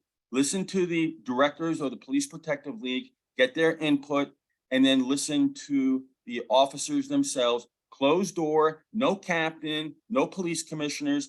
Go on a listening tour and listen and see what they say. Morale is down. The LAPD has disengaged in many ways because they don't feel supported by Chief Moore and some members of the command staff. That needs to be fixed. If that doesn't get fixed, the LAPD will continue to implode. Now let's talk about crime in this city and the numbers. I've continually asked for information on the demographic breakdown of who the suspects are by the crime reports. People make crime reports. Their information is put in there according to the race. What is the race? And so you're going to have what some people call disproportionate contact with Black people and brown people. First of all, that's not how we should be dividing people. People are individuals. People have to take responsibility for their actions. This is a violent city. A lot of people are using drugs in the city. Mental illness, while it's a legitimate concern, sometimes it's just a euphemism for evil, okay? Officers have to go home at the end of the day. An edged weapon, a knife, is dangerous. Talk to the people who are actually doing the job. For those of you who complain about the LAPD, why don't you become reserve officers and actually do the job? You talk about a lot of things that you really don't know anything about. There's a lot more to say. I hope to be. Okay, thank you. Next, we have T. Johnson. Hello, can you hear me? Hi, yes. What items would you like to speak on? Oh, please. Okay, 3 minutes. Good morning to all. Here we are. in the year 2023, and the COVID infection rate for the vaccinated keeps climbing. Shocker, right? You have all been presented with the COVID updates from Chief Moore. This commission has multiple questions for Chief Moore, but not a single question about his COVID report. The unvaccinated, if the unvaccinated were the ones making up the majority of infections, I bet you people would have a lot to say. Chief Moore, why wasn't the COVID-19 infection rates for the past meetings individually broken down in your COVID report today? It has been a year's worth of Chief Moore's COVID reports. Here are the numbers within the LAPD for COVID-19 positive cases. A total of 1,695 COVID-19 positive cases for the year 2022. Out of this 1,695 COVID cases, the vaccinated population have made up 1,299 of those positive COVID-19 infections. Commissioners, are there any questions or comments regarding these numbers? If so, please feel free to use the rest of my time. Anyone? Didn't think so. As of now, the city of Los Angeles has received over $2.6 billion for COVID from official records obtained.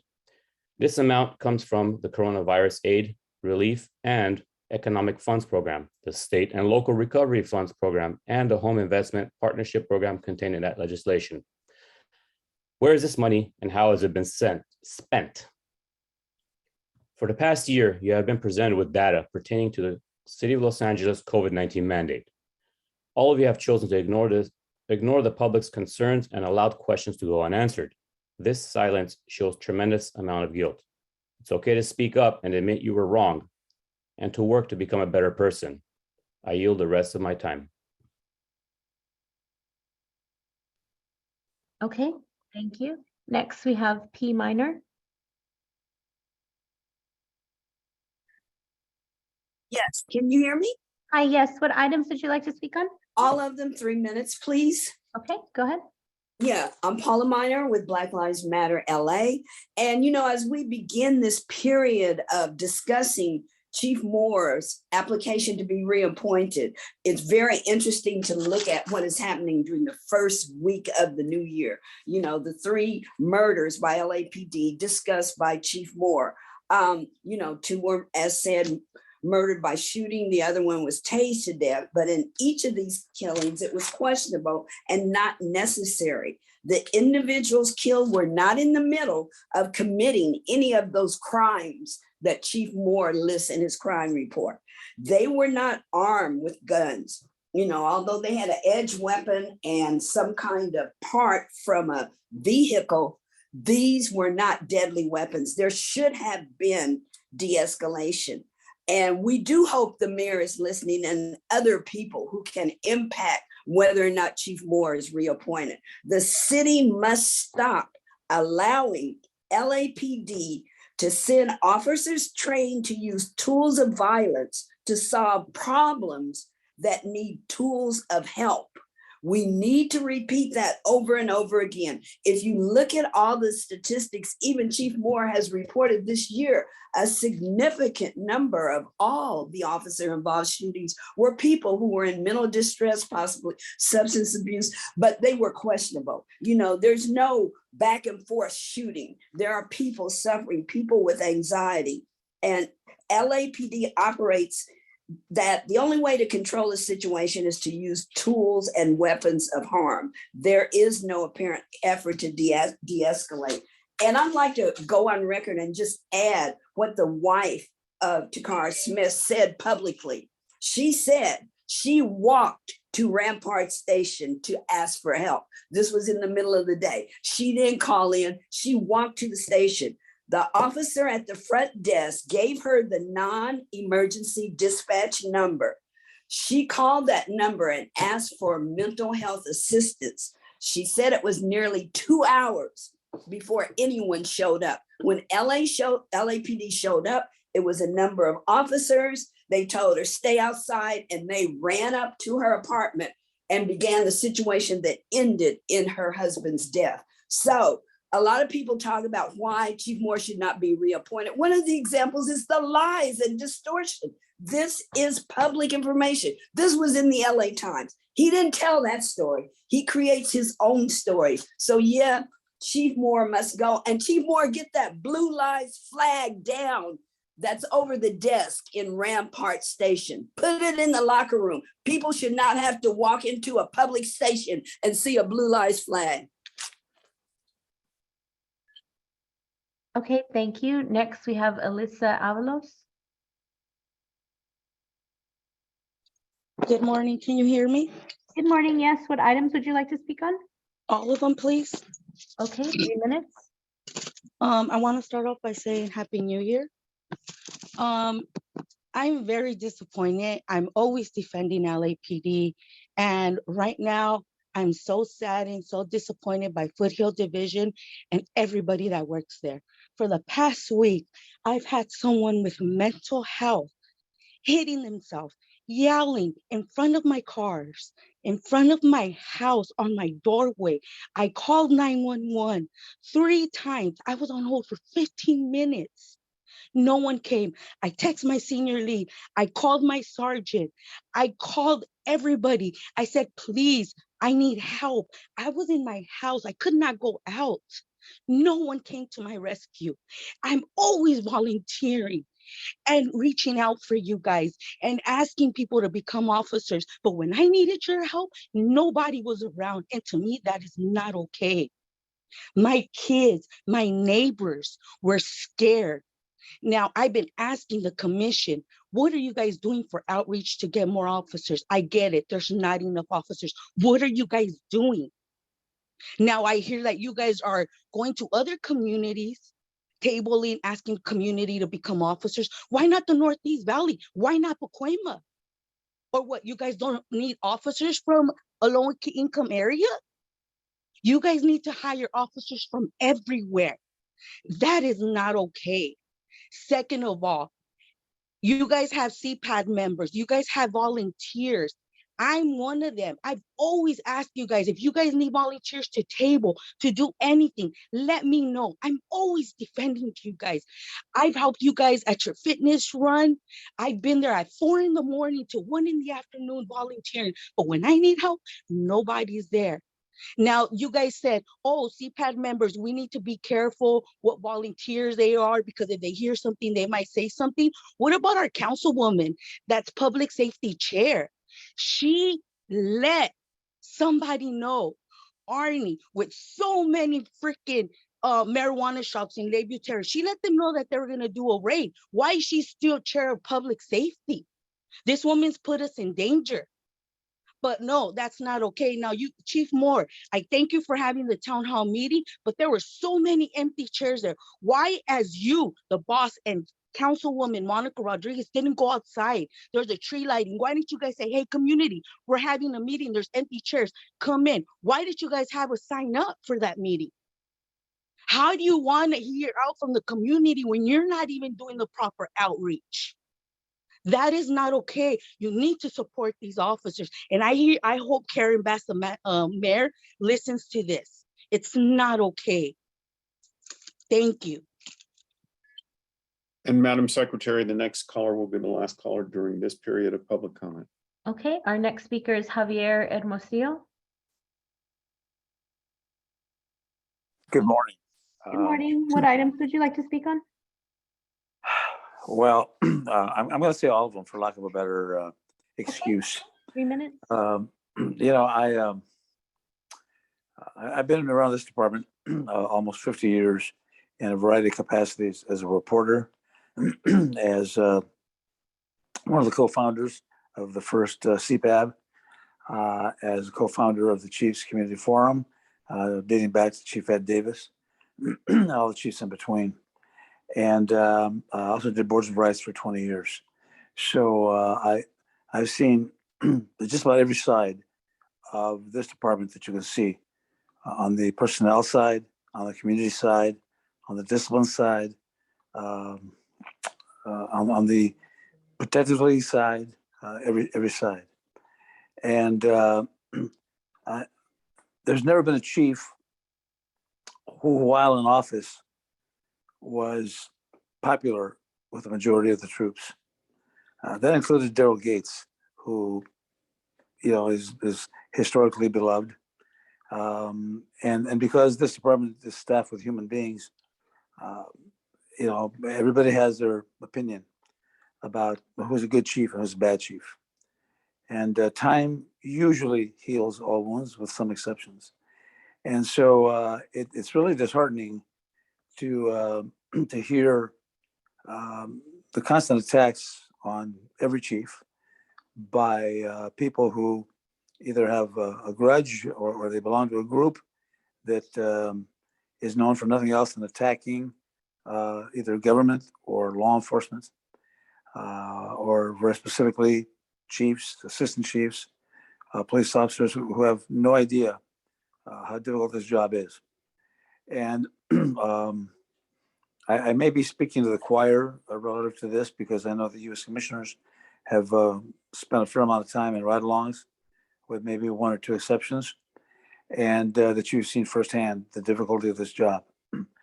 And I think that I would ask Mr. Chair, Chairman Briggs, that you and the commission and Mr. T. Fank and all of you, perhaps without infringing on our free speech rights, the amount of cursing and swearing and unproductive misuse of the English language. We're entitled to free speech. We're not allowed really to be dirty, rotten, filthy, in how we communicate in public. I don't care that you're public officials. U.S. commissioners are not paid. But I just hope that you can reconsider the rules on these calls. Thank you. Thank you, everyone, for the public comment period. As all of you who are attending today's meeting understand or should be aware, there will be an additional public comment period, specifically with regard to Chief Moore reappointment and item 6 of today's agenda. At this time, we're going to go to item number 3 on the agenda. I'm simply going to ask that we adopt the findings that are there. Is there a second to that motion? Second. Motion's been made and seconded. All in favor, say aye. Aye. Aye. Aye. Aye. Motion carries. With respect to the consent agenda items, are there any commissioners that want any of the items under the consent held aside for discussion? Yes. No. Commissioner Bonner, which one? 4D, please.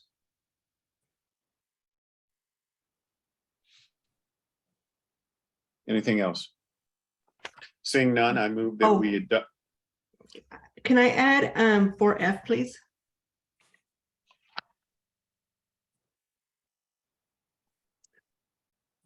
I move that we adopt items 4A, B, C, E, G, H, I, J. Is there a second? Second. Motion's been made and seconded. All in favor, say aye. Aye. Aye. Aye. Aye. Motion carries. At this time, we'll have item 4D. Let's see. Can we have Commander Laurie come forward, please?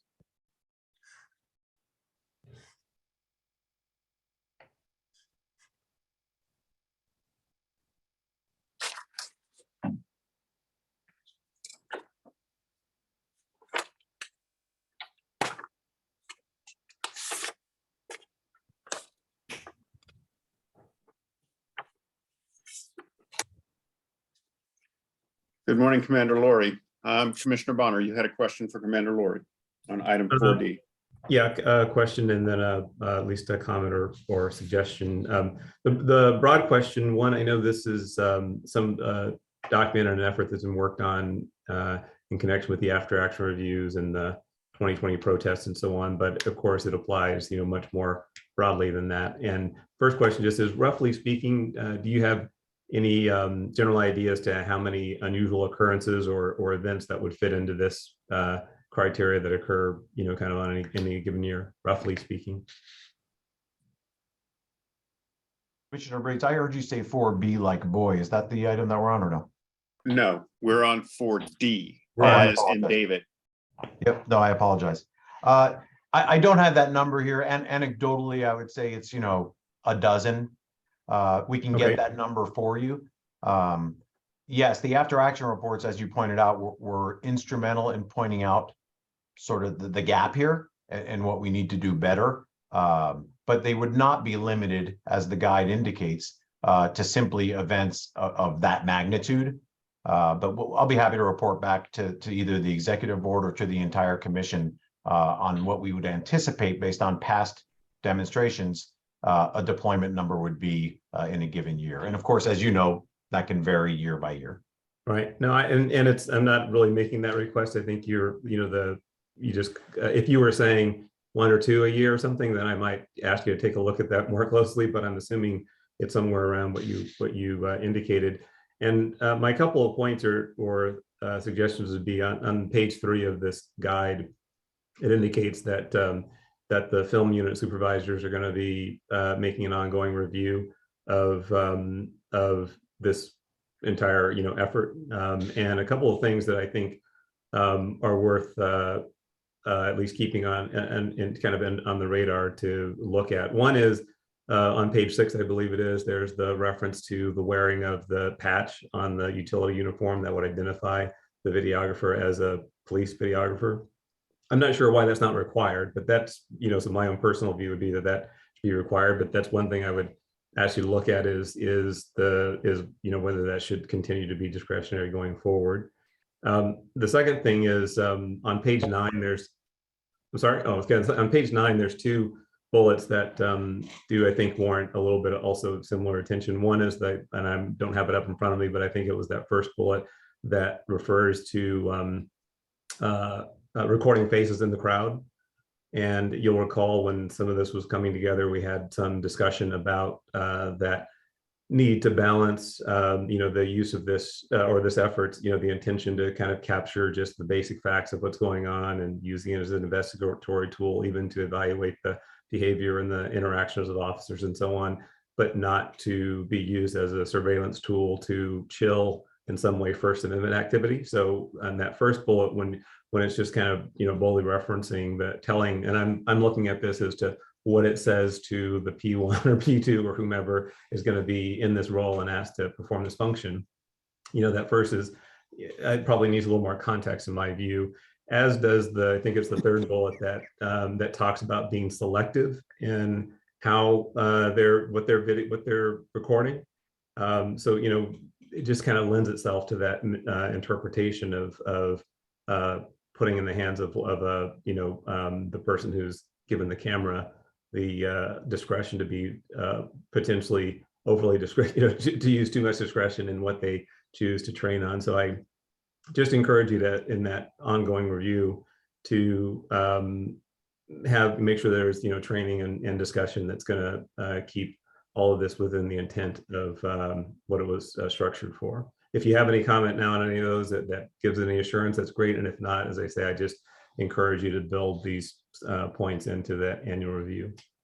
All really good points. I appreciate that, Commissioner. As to the first one, I think it's probably a logistics issue. If you're wearing a normal uniform like I am, there's no system to affix that patch. However, I think we might be able to find a workaround of a vest, like our traffic vests or something. I think that's an excellent idea. And as to the other 2, absolutely, message received. We do want to find that balance. The reason that's included in there is that we often find that folks who commit even significant acts of violence, felonious acts of violence at these protests, later we have absolutely no way to do follow-up and figure out who they are. So that's the intent of having that there. But yes, that nuance will have to be delivered in person and through training and through development so that we strike that balance, as we always do with imaging technology. So I appreciate that. And lastly, I would encourage some processes this gets socialized and built out. Some maybe there is already something in there that suggests whether they're supervisors or others who do have that ability to observe what is being recorded in order to address these very points. In other words, if you find that somebody is using the camera to inappropriately draw attention to particular people or situations that are not appropriate, I would hope that there would be some built-in system to evaluate that as well on an ongoing basis. Absolutely. Thank you, Commissioner. Thank you. Any further questions on that, Commissioner Bonner? No, thank you. Do any of the other commissioners have any questions or comments concerning item 4D? I Seeing do, none, Commissioner. go ahead, Commissioner Decker. Just briefly, Commander Lori, I'd also ask the department to review deletion practices. I know that by ordinance, the city council has a 5-year, but it doesn't seem necessary if there's not going to be a long-term investigation to retain those videos for a lengthy period of time. And I'd ask the department to look into it and evaluate that issue. And I would find it sufficient to report back to the executive committee on that issue. We'll do so. Thank you. Thank you. Thank you, Commissioner Briggs. Thank you, Commissioner Decker. At this time, I move that we approve the department's report with respect to item 4D. Is there a second? Second. Motion been made and second. All in favor, say aye. Aye. Aye. Motion carries. Thank you. With respect to item 4F, the Commissioner Kalanche wanted held aside. Can we have Deputy Chief Daniel Randolph, Deputy Chief Donald Graham, and Deputy Chief Mark Reyna come This forward? is in respect to the canine, to the fentanyl canine. So I'm assuming it's going to be Deputy Chief Pitcher or Captain Carranza from the report that I have here. Well, Or- we have there are certain chiefs that are speaking on this, Commissioner Kalanche. So Perfect. That's Chief fine. Randolph, would you please come on board, please?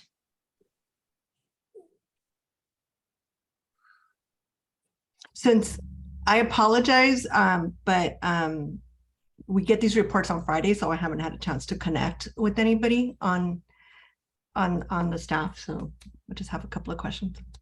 That's fine, Commissioner Kalanche. Mr. T. Fankin, it doesn't appear that we have Deputy Chief Randolph joining us. I'll attempt to locate him, sir. Commissioner, maybe in the sake of time, I can. audible here. Actually, Yeah.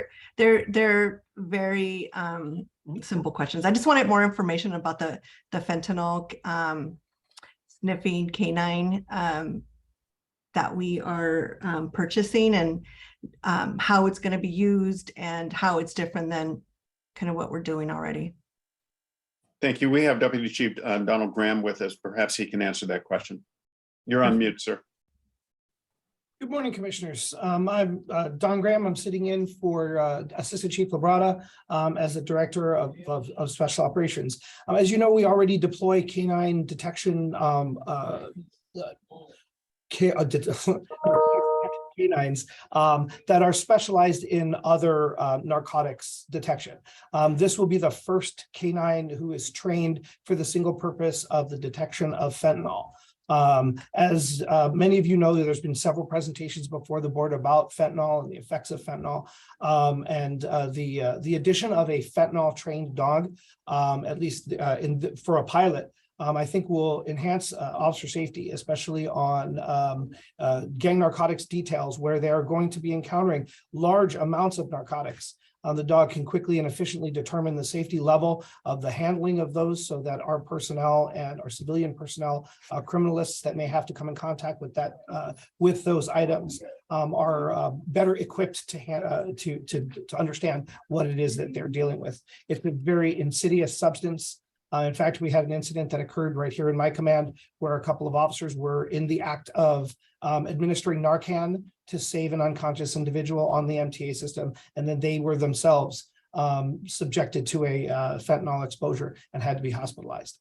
So I believe that this will be the first step, and what I hope will be multiple or future expansion of this particular type of trained dog, so that we have more coverage in the city and be able to better protect our personnel from this insidious substance. And Commissioner, if I can add, it's not just the, when substance is found as an effort to identify whether it's fentanyl, but it's also used for the surveillance when we conduct searches. For instance, we have supported various locations to detect the presence of fentanyl, and with its widespread presence, not just inside of cannabis and cocaine and other substances, but counterfeit pills and so forth, the single purpose identifier the signals to this animal will allow us to identify and detect and to recover what is an exploding problem in our communities, which is the presence of fentanyl as a narcotic.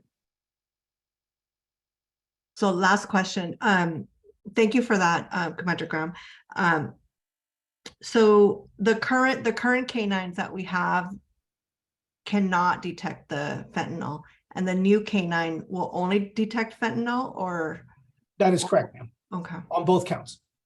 So then when we deploy canines, we may either deploy a very specific dog, or we bring all of them out that detect different.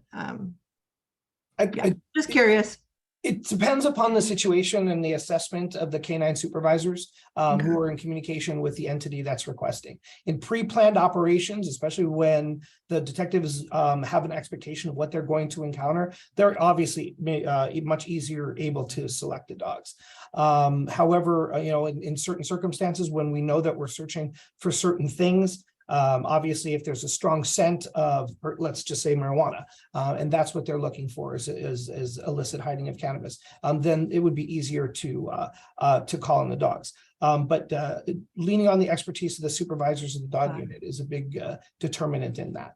And you mentioned it's a pilot. Yes, well, it's the first dog of its kind. Got it. So, okay. Thank you. Appreciate the information. Yes, ma'am. Of course. Thank you, Commissioner Cloutier. Are there any further questions for Chief Graham? Seeing none, I move that we approve the department's report with respect to item 4D and accept the donations. Is there a second? Second. Motion been made and seconded. All in favor, say aye. Aye. Aye. Motion carries. Thank you very much, everyone. At this time, we're going to go to our regular agenda items. First is item 5A, the department's report relative to the impact of managed attrition and specialized resources. And we have Assistant Chief Rob Marino, please.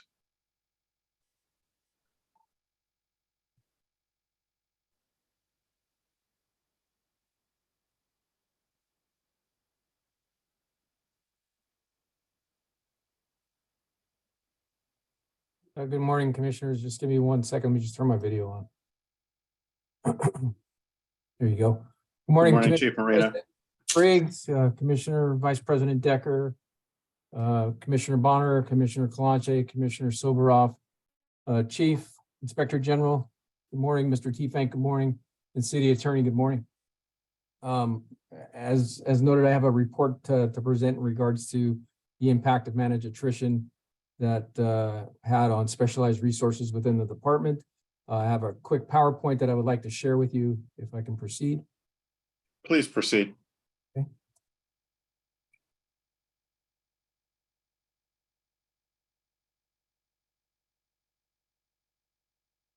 Okay, so as mentioned, impact of managed attrition on specialized resources.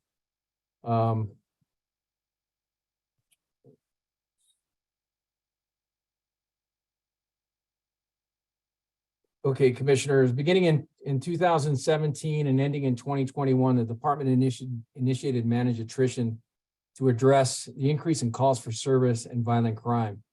We looked at reallocating personnel resources from specialized entities within the department back into patrol to ensure adequate staffing at the patrol level. Our goal was to maintain an under 7-minute response time to all emergency calls. We further wanted to staff and expand the community safety partnership sites. In 2017, we expanded the Harvard Park. We allocated 1 in 10 to that location. 2018, we expanded South Park 1+10. And then in 2020, we expanded a CSP site to the San Fernando Valley at the San Fernando Gardens, which added another 1+10. In total, 312 authorities were relocated from within Office of Operation. This encompassed the elimination of our parole compliance unit, HOPE units, and the LA Live detail down in the downtown area. We further had a reduction in the area narcotic enforcement units. We minimized the number of officers assigned to Hollywood pedestrian enforcement detail, our beach detail over at Pacific area, as well as minimizing resources assigned to the Safer Cities units, both in Mission area up in San Fernando Valley, as well as the Safer Cities initiative in Central area.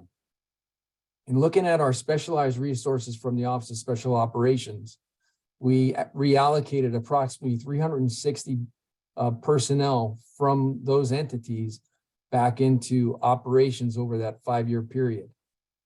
Specialized units within CTSOB and DB were reduced. Detective Bureau experienced the largest reduction in 2017 with the elimination of 15 specialized units. The reduction of these entities impacted the department's ability on specific community area concerns. The tables displayed are the overall impact of managed attrition on the backlog and clearance rates. The backlog table represents totals in overall cases, and the clearance rate table represents the total in Part 1 crime only. As you can see from the totals, we averaged over the 6-year period approximately 4,503 cases on our backlog. Our clearance rate, we averaged as on average, it looks like approximately 14.6, 14.5 on our city average on our clearance rates. The figures for the 2022 columns in both tables are current as of November 22nd of last year. As I indicated before, our goal was to maintain a 7-minute response time. And looking at the 6-year period, we did maintain that, with some years dipping below the 6-minute mark. Department resources that supplement, assist, and relieve the geographic areas of more complicated and time-consuming investigations. We, like I indicated, we reallocated units, personnel from those specialized units, and I think that's why we saw a trend in the increase of non-coded and code 2 calls. Although our response time declined, like I indicated, the response time or the amount of time for non-emergency calls increased due to the type of those types of incidents, more complicated investigations being handled by our patrol personnel. And as you can see, our calls for service have kind of fluctuated over that 6-year period, with 2018 being our highest year with 837,000 radio calls for service. In conclusion, the department made a decision to prioritize patrol operations to ensure we had our continued commitment to providing quality service and maintaining a below 7-minute response time.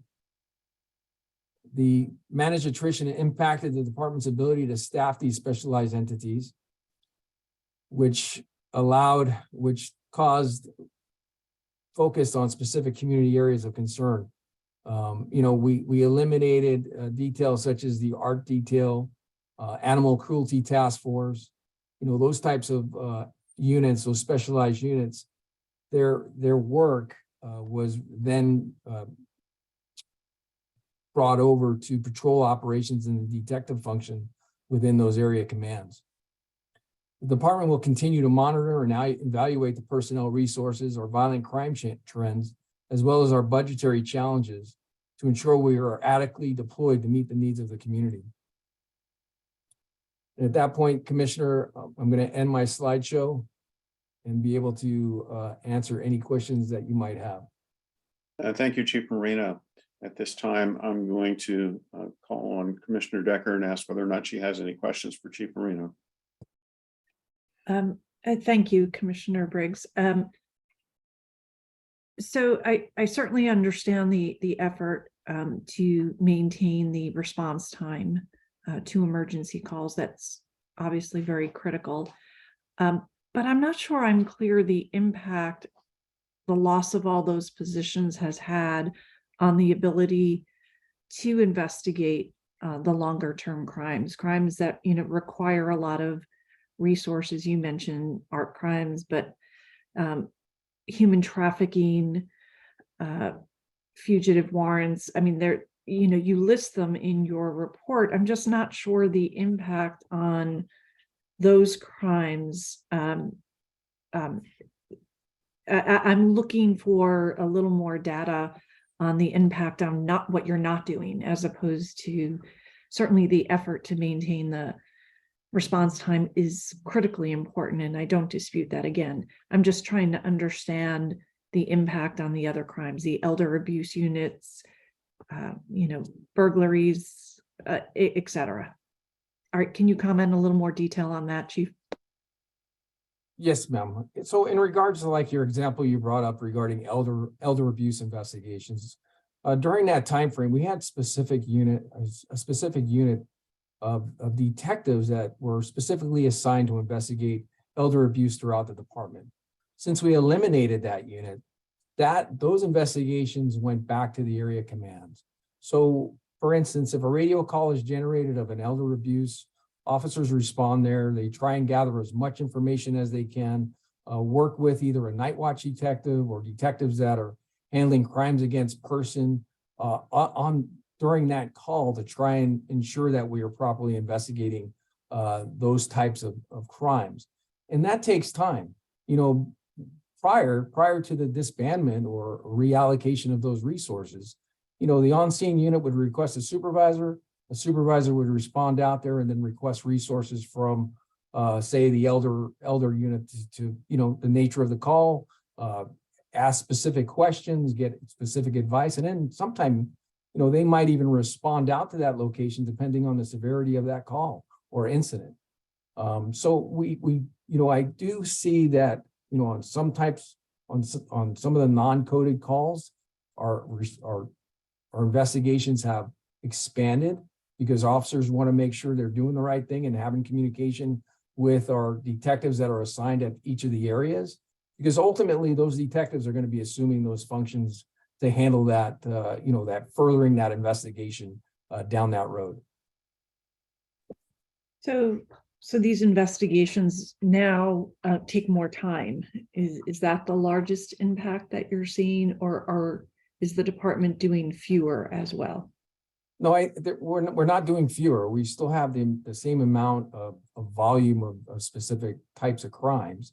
It's just taking officers a little longer to properly investigate because they want to make sure they're doing everything for that detective who's going to be ultimately handling that filing of that case or furthering that investigation to ensure that we're doing the right thing at that moment when we're meeting with that victim.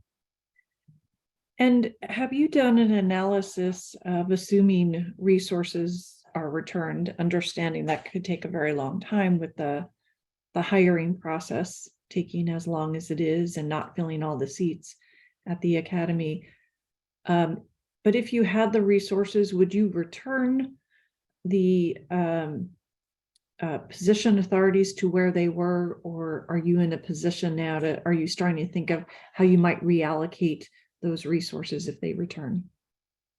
Within Office of Operations, ma'am, in looking at some of the resources that we reallocated, our parole compliance unit, the LA Live detail, the Safer Cities Initiative folks, if that was in discussion with the chief of police, if that's, if I was asked, hey, where would you put your resources if you got so many bodies coming to you? Those areas, Hollywood Entertainment District, I would love to expand that. Pacific Beach detail during the summertime, with the amount of people we have coming into the city of Los Angeles, Venice, love to improve the deployment there. And then same, in regards to our Hope detail, the Hope detail, very imperative in dealing with people who experience homeless. We're working on, identifying liaison officers within each of the areas now to handle that responsibility. But yeah, if I can do that with people coming out of the academy where I can bring some of those resources back into operation, I would. And I know, if Chief Labrada was on the line, he'd say the same thing about some of the specialized entities on, robbery homicide division or gang and narcotics division and some of the specialized units that we disbanded. So yes, we would. All right. Thank you, Chief Marino. Thank you, Commissioner Briggs. Thank you, Commissioner Decker. Chief Moore, I saw that you had your mic open. Did you want to add to that?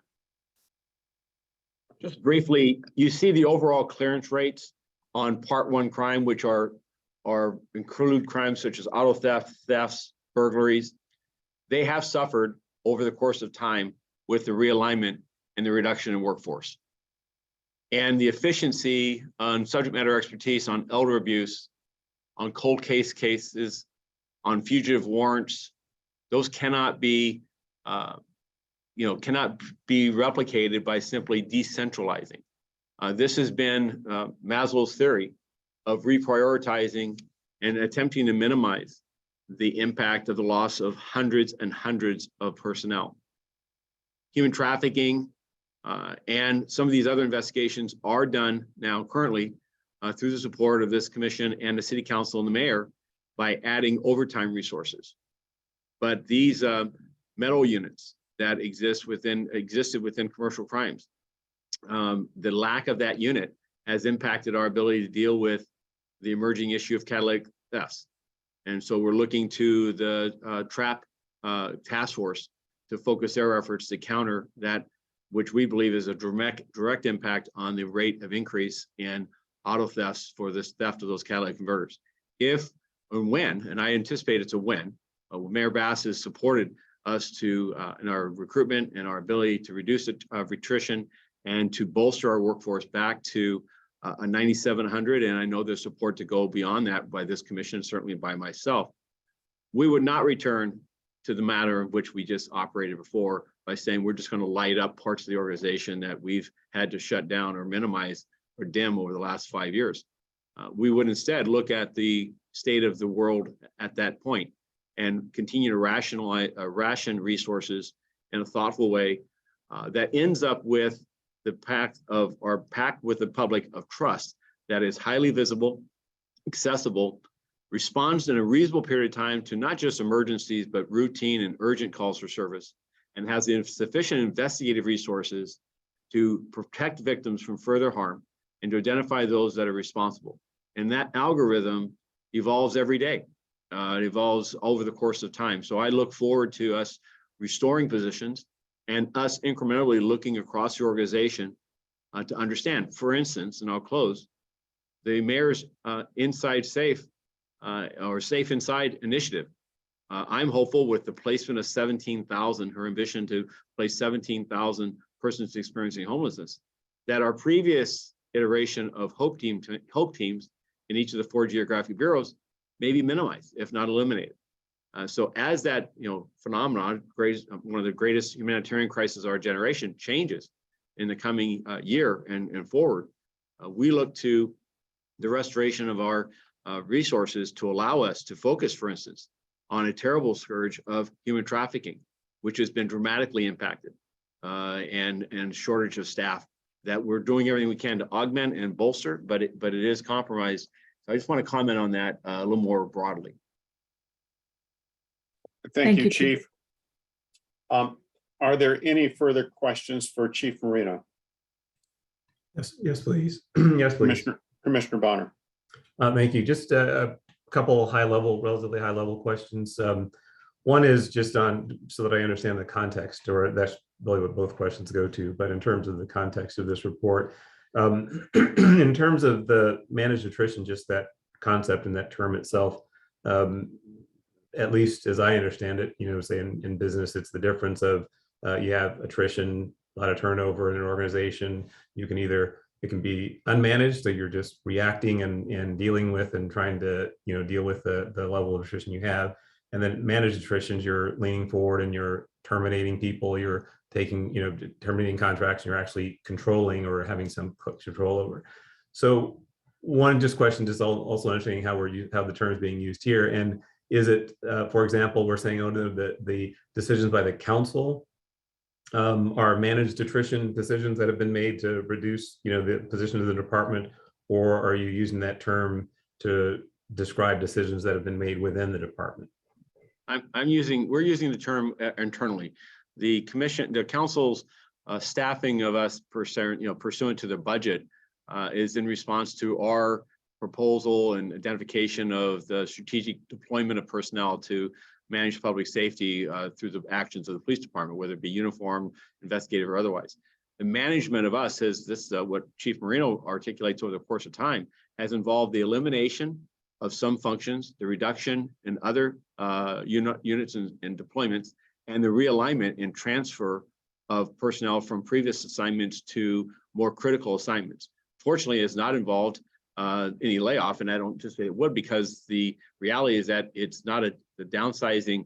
The attrition rate of the organization, far exceeded what we hired. We essentially went into almost a 1-year period of not hiring any personnel, which has created a free fall of some 600 plus positions in our staffing. So as we and unfortunately that was not a 1-year engagement, as you know, that has compounded itself year after year with the reduction in our workforce beginning in 2020. And now, as we're struggled to even maintain the staffing levels we have today. So again, so you're using the term managed attrition to describe decisions that the department is making to manage the resources available. That's correct. Fair enough. Okay. And then when you think about the context of this report, I know we had a discussion of this was maybe in the last couple of months, was also on the agenda. Is the context and the purpose of this information, is it because unless I'm missing something, we as the commission, historically don't have a lot of visibility or influence in real time, so like you're reporting to us the decisions after fact and how and the effect of those. But so is the purpose of this to inform decisions that we might make as a commission or make or influence? Is it to just inform us and the public to heighten awareness of the the implications and the challenges that are being faced? But help me understand really how it is that I should receive this information as a commissioner. So I believe this is a request of the city council. I'll go back to Chief Marino to provide information regarding how managed attrition has impacted how it's been done and the impacts on specific areas. It is meant to inform you. This is not a chicken or the egg. These are consequences of decisions that have been made over the last year after year after year for what our staffing levels will be in the organization, makeup of the department. And as our proposals have been met and influenced by and overseen by the commission, that then goes to the mayor, and then the mayor and the city council working to come up with the final budget, they have the ability to impact our staffing levels, and they have asked, for instance, on the Animal Cruelty Task Force and others, to ask or request the department to restaff those and to restore those positions, because we've in the argument of the fact that they felt that they were critical to our continued operation.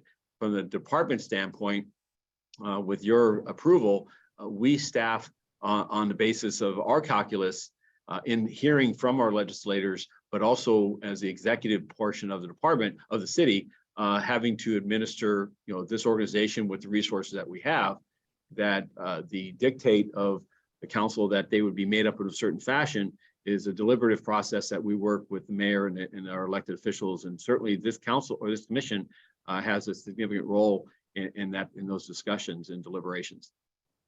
Okay, and then just so along, there's one point of just the last point we're discussing in terms of the context of this. I generally recall the prior report that I'm alluding to was in response to a council request.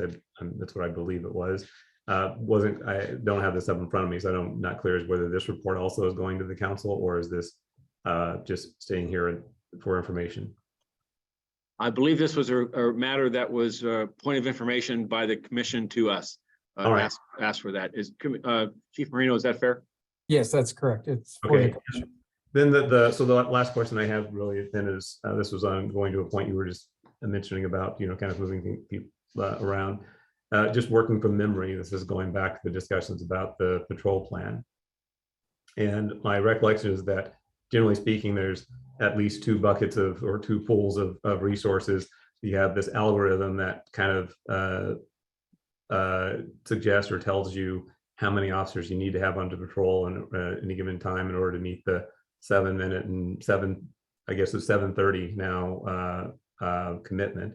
And then you had this kind of other group of officers that were like the Venice Beach group, the Hollywood, entertainment district, and that group I understood was more under your discretion in terms of how to manage.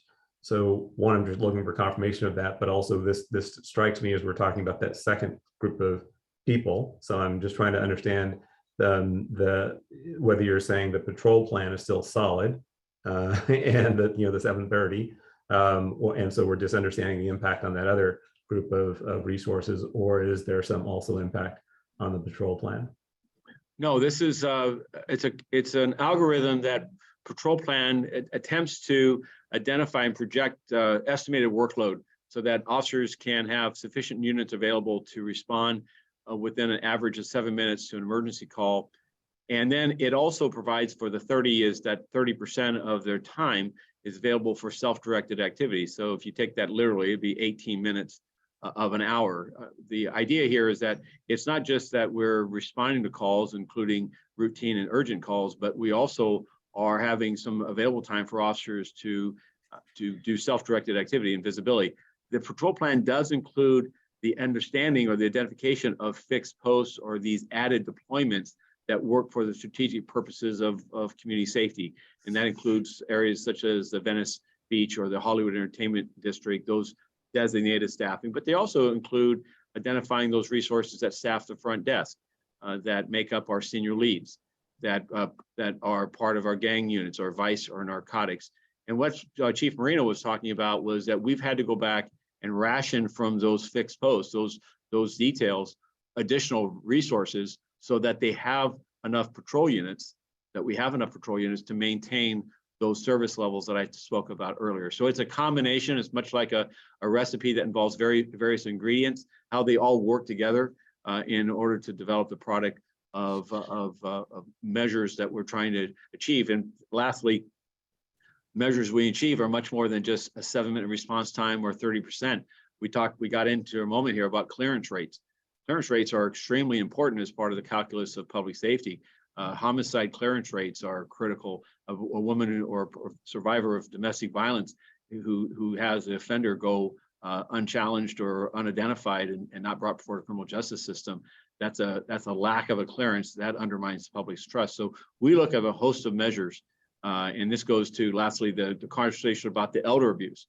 We want to ensure that the investigation of an elder abuse case is while the efficiency of an elder unit would bolster the capabilities of those fewer people and likely be more efficient over time, that victim of elder abuse or family and associates, they deserve a reasonable level of service with the resources that we have.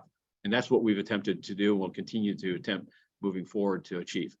Got it. I appreciate it. Thank you, Chief. Thank you. Anything further, Commissioner Bonner? No, thank you. Thank you very much. Any further questions from the commissioners? I move that we approve the department's report. Is there a second? Second. The motion's been made and seconded. All in favor, say aye. Aye. Aye. Aye. Motion carries. Thank you. At this time, we're going to go to item 5B on the agenda, the department's report on prohibition of alcohol impairment when carrying or handling firearms are off duty. Commander Steve Laurie. Thank you, Commissioner Briggs. Good morning to everybody, Chief Moore and Inspector General Smith. I'm here to present to you, and I'll be quite brief. It's a fairly simple but important policy that we're asking you to approve today, and that is a limitation on sworn off-duty personnel consuming alcohol when they are handling or carrying their firearms. I know I've had some conversations with executive members and with Mr. Smith about this. It's been about a year in development. That included discussions with the Police Protective League, with some of the people on this call, and some research nationwide as to what other police departments were doing in this space. Briefly, what our policy that we'd like you to approve states is that an off-duty sworn employee who is carrying or handling a firearm shall not consume alcohol to the point of being impaired. And while that sentence is fairly common sense and understandable, the debate nationwide has been, what does impaired mean? And I have some examples if you're interested in what other police departments have done, but our policy defines that as a blood alcohol concentration of 0.04%. So you're familiar probably with the DUI standard of 0.08%. This is roughly half that. And the way this would play out is, let's say an officer was involved in an officer-involved shooting, for instance, off duty. If a supervisor or other personnel from the department came to the scene and observed either that the employee appeared to be under the influence of alcohol, so they might have bloodshot, watery eyes, they may smell of alcohol, or if there was some other articulable reason to believe, such as, say, eyewitness encounters, they would be directed to provide a sample to determine the alcohol level in their blood. It is worth noting that under the current MOU with the Protective League, there are processes already in place to direct an employee for substance testing, and it is those processes that would remain as the way that we did this. So the employees' due process rights would be protected while the department is able to determine what their impairment would be. Once this policy hopefully is approved, as you know, it will go through the normal publication process, and then it would be documented. Briefly, locally, the Los Angeles County Sheriff's Office uses a 0.08% standard, whereas Oakland up north has absolutely zero tolerance. They use a 0.00 standard. And throughout the country, what we found is that those are sort of the two gates, and everybody falls somewhere between those gates. The last one I'll mention is there's an organization many of you have heard of called Lexipol. They are an organization, usually a smaller police department might use them to create sort of model policies. And many of our suburban organizations here in Southern California might use Lexipol model policies. They don't use a specific BAC percentage. They say that no off-duty employee should consume alcohol to the point where it, quote, affects their sense of judgment. So our policy falls pretty squarely in the middle. And it was something that we thought and realized as we were negotiating, we could get through the labor issues and exercise our intent to have employees be cautious if they're going to be off duty and consuming alcohol. So you have the policy, I know, in your packet, and I'm happy to take any questions that anybody on the call has.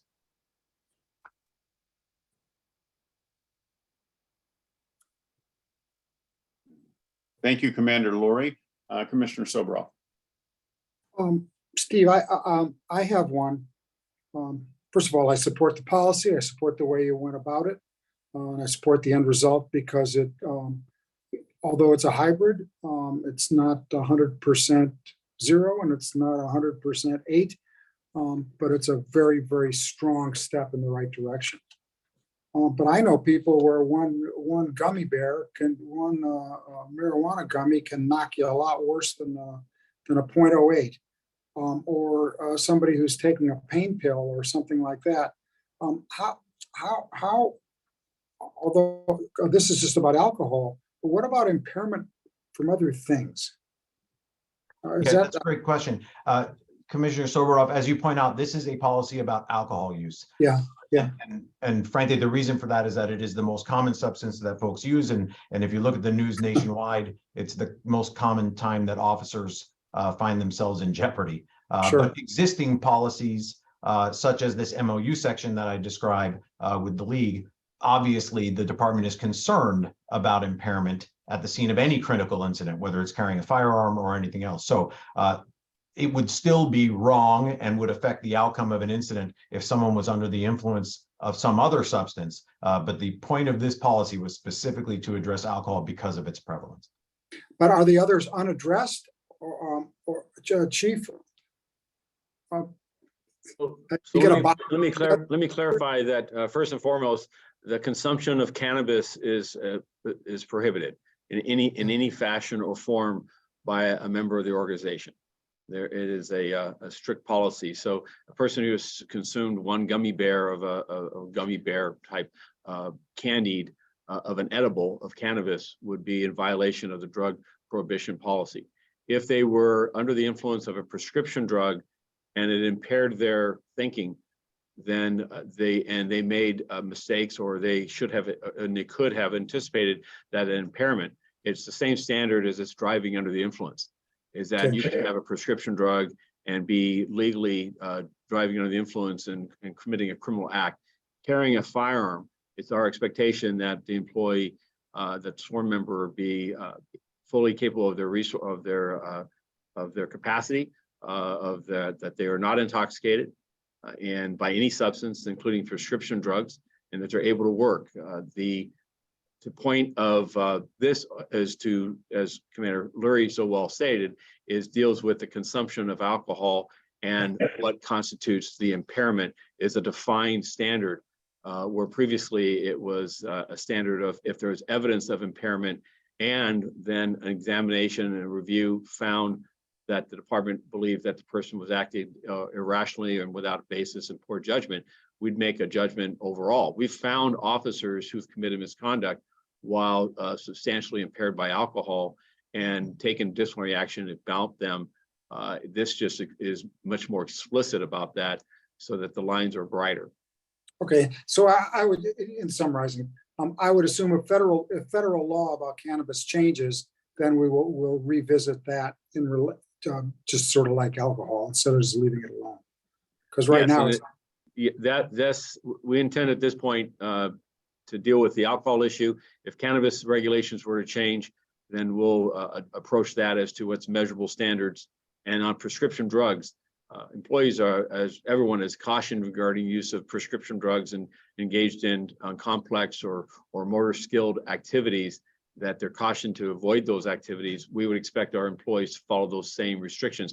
Getting a prescription drug, an employee, they are provided with workplace restrictions to include that being placed at home or not coming to the workplace because they're unable to carry out the functions.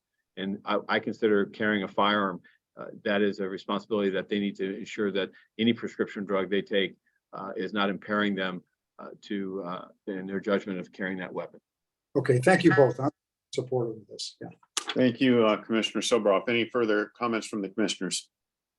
Yes, Commissioner please. Bonner.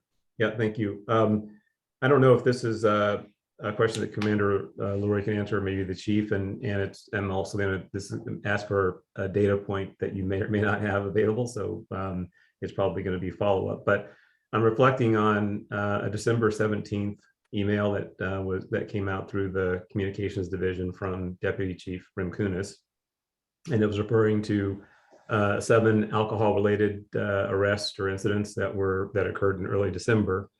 That email was very interesting because it said that those 7 were in addition to many others that occurred throughout the year, and that there was a substantial and sudden increase in these alcohol-related incidents involving department personnel. So the first question I have is just the question of, do we know how many these alcohol-related incidents there were last year, and what that average has been? I'd appreciate some report really on kind of the broader look at that trend. And then most relevant to this conversation is, do we know in those cases, for example, how many of those personnel were armed with firearms? Thank you, Commissioner. So as to the first point, in anticipation of that question being asked, I do have some data just for alcohol and drug complaints taken in total. And the 2022 total was 35. That is complaints initiated against employees related to alcohol or drug use. To give you some perspective, in 2019, that number was 50. Then it went down considerably in 2020 with 21 and 30 in 2021. So the answer is 35. As to the presence of firearms in what percentage of those incidents, I don't have that, but it could be researched, and I'm certainly happy to get back to you with that. The chief may know that offhand, but I don't have it. No, I don't have that data point. It is a topic. Should there be a DUI arrest, whether or not the employee was armed with their firearm at the time of their arrest. And you're right, you're correct in your observation. On the 17th, we saw after Thanksgiving a spat of a concentration of DUI arrests. And I think the 7 is the appropriate number, which was abnormally high and troubling, and also consistent with what we're seeing more broadly in our city and our society, which is the greater use of or abuse of alcohol that by our employees, as we're seeing across the country.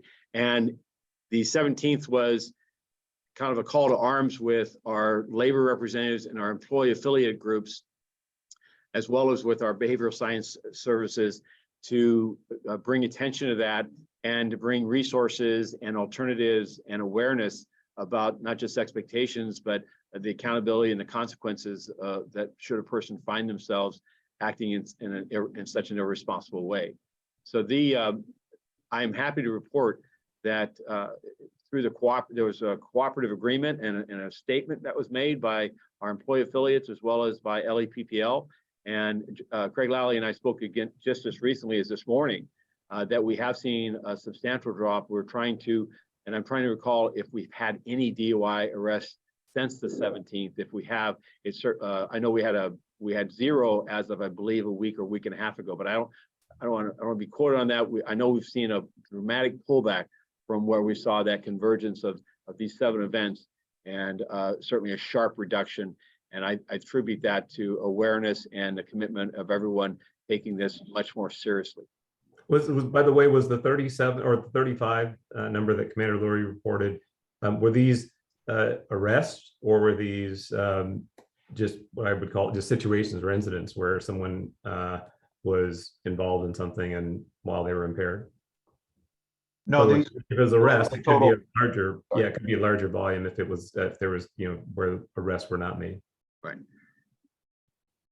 So I believe that those are the total number of complaints. Of those 35, there were 18 arrests. And as to the chief's numbers for this year, these numbers are as of yesterday morning, and we were in fact at 0 for the year DUI events. So we did see as a department, as we saw in society, that as COVID impacted public engagement in the sense of restaurants and locations for people to frequent, that the instances of DUI dropped dramatically. And then as those restrictions have lifted, that in the return to those more customary dinner and entertainment activities, that the numbers have returned. That's both, not just within our organization, but across our city. And not only returned, but actually amplified. The instances of our psychologists reporting, the impact of alcohol on individual lives, employee wellness, they have reported a proportional increase above pre-COVID levels, which they have advised is reflective of a broader societal issue. And our commitment is to work internally with strategies and tactics to counter that for the wellness of our people and their families, as well as the safety of Los Angeles.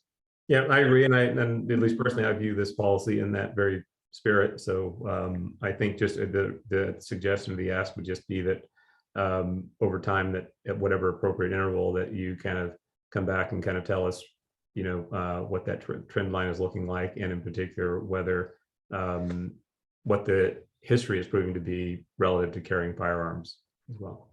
Very well. Thank you. Thank you, Commissioner Bonner. Any further questions for Commander Lurie?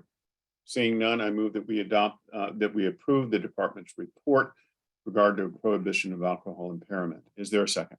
Second. Motion been made and seconded. All in favor, say aye. Aye. Thank you. At this time, we're going to go to item 5C on the agenda, which is the department's response to City Council file number 21-0890 electric vehicle plan.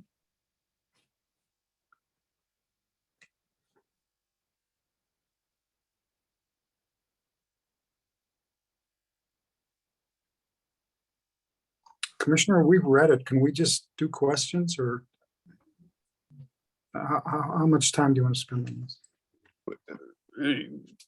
Yes, we have all read the report. So unless there's something in addition to the report that you have, Mr. Balbakken, I would suggest that we go directly to questions. Is that fine with you? Yes, sir. So Commissioner Silveroff, do you have any questions? Yep. I've been driving electric cars since General Motors put them out. I am a firm believer. The important point of this is that hybrids right now for the department are extremely important, because there are still many limitations on electric, on totally electric vehicles. And I just want to make sure that that last sentence on page 3, continued use and the expansion of the hybrid vehicle fleet. We don't want to make mistakes of having electric cars where they shouldn't be, even though hopefully they'll be everywhere really soon. No, sir. And our priority is to maximize the use of the hybrid platform, whether that's, all of our patrol assets, the new vehicles that we have on order are all going to be a hybrid power plant, as well as a dual purpose and as many of the plane vehicles as possible. And the hybrid platform will maximize the efficiency of redeployment of assets and the time of need, and also help us facilitate off-site management of the fleet, much like the Summit of the Americas, where a staging area was at a remote location that's unsupported by either electricity or gasoline. And that vehicle platform really provides to the department the endurance, the durability to quickly redeploy assets with Okay. minimal interchange. Thank you, sir. Thank you, Commissioner Soboroff. Any further questions from the commissioners? At this point, I move that we approve the department's report and transmit it to City Council. Is there a second? Second. Motion been made and second. All in favor, say aye. Aye. Thank you. At this point, also, I move that we take a 10-minute break before we go to item 6. Is there a second? I'll second. Thank you. Motion been made and seconded. All in favor, say aye. Aye. Aye. Thank you, everyone. We'll be back in 10 minutes. Thank you.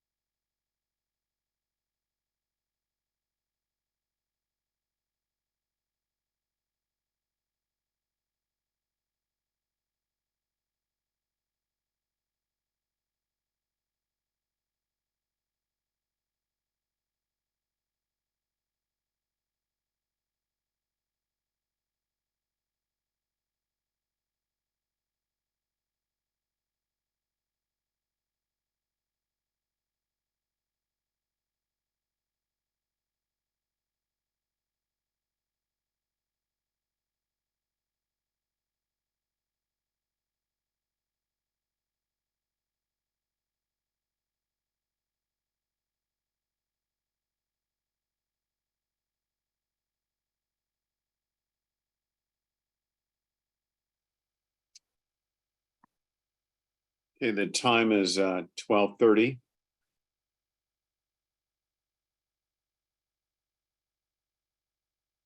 Back from our recess.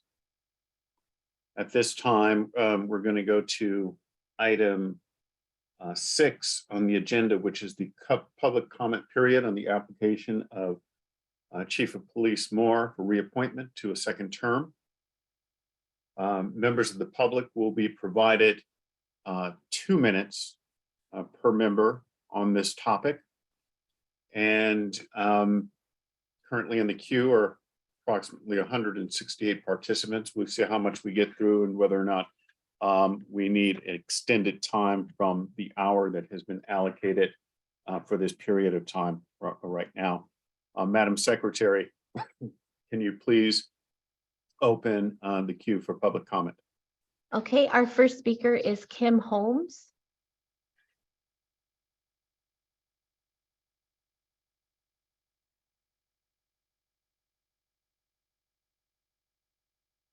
Kim Holmes, you're on. Ms. Holmes, please unmute your mic.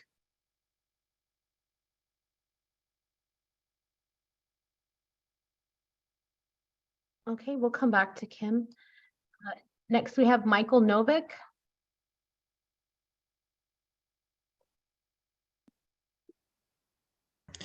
Thank you. I came on to oppose the reappointment of Police Chief Moore.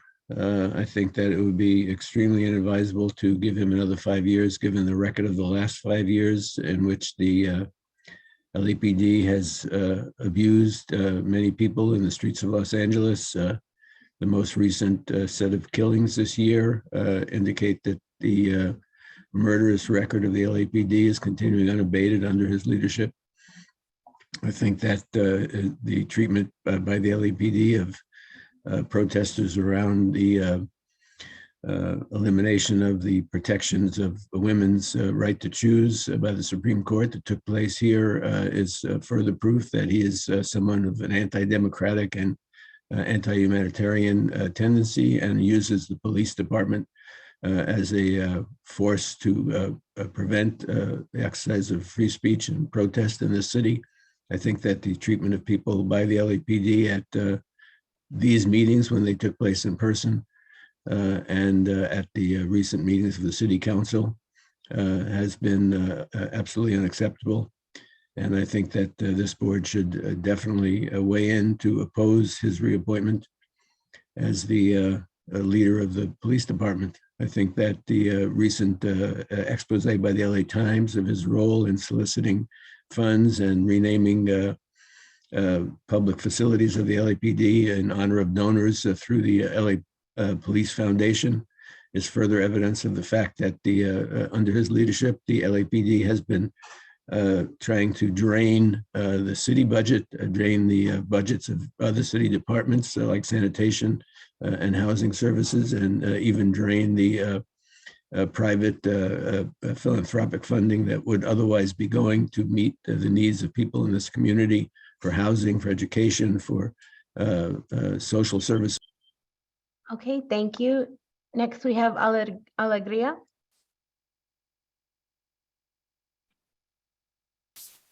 Yes, thank you. I too am here to oppose the re-election of Chief Moore.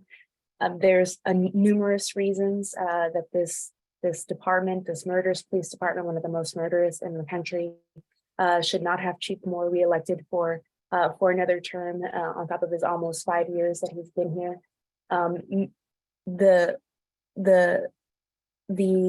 department itself needs to be reduced in funds. The fact that we've had 3 murders already in the beginning of this year of unarmed people who don't have guns, of unarmed persons, Black and brown persons we know are not safe in this city, unhoused persons, people who are queer and trans have a much higher potential of being murdered when trying to call for help. The fact that one of the person's murdered wife went above and beyond to try to receive the proper help that any person should have if a police department actually does what they claim, being to protect and serve, to protect her husband, and was still murdered by police, speaks volumes to what is happening and has continued to happen in this police department. We don't need a systemically racist department to take their hot-headed officers and give them 2 weeks of mental health training. We need people that are actually trained in mental health and other services to be funded, and not have people with guns coming to our homes to protect people or to help people that are in need of other services. There's many reasons that Chief Moore should not be implemented for another term in office, and including cover-ups that have been happening in the department, and numerous things. But I oppose the reappointment of Chief Moore for police chief. Okay, thank you. Next, we have MJ King.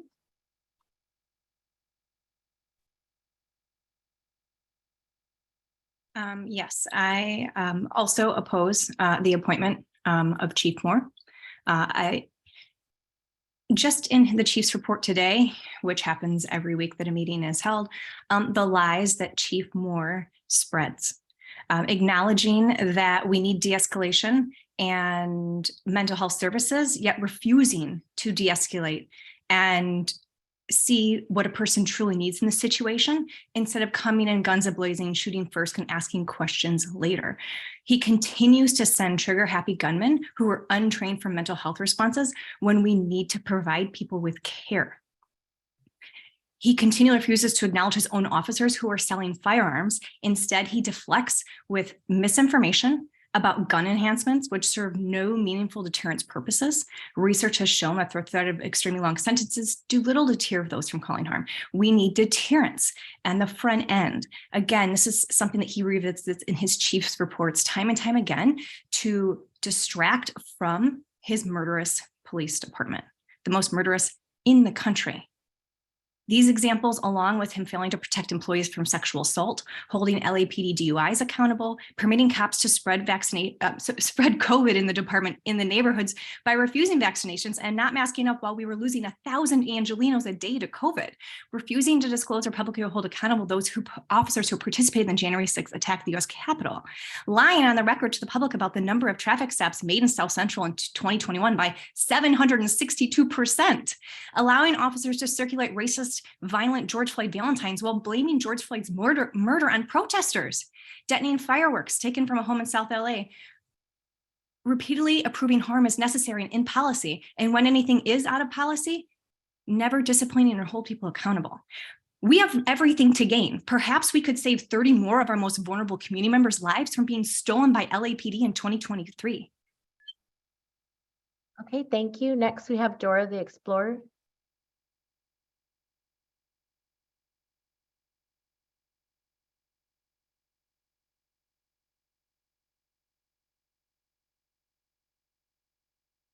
Dora, you're on. Okay. Please go to the next caller. Next we have Kim Holmes.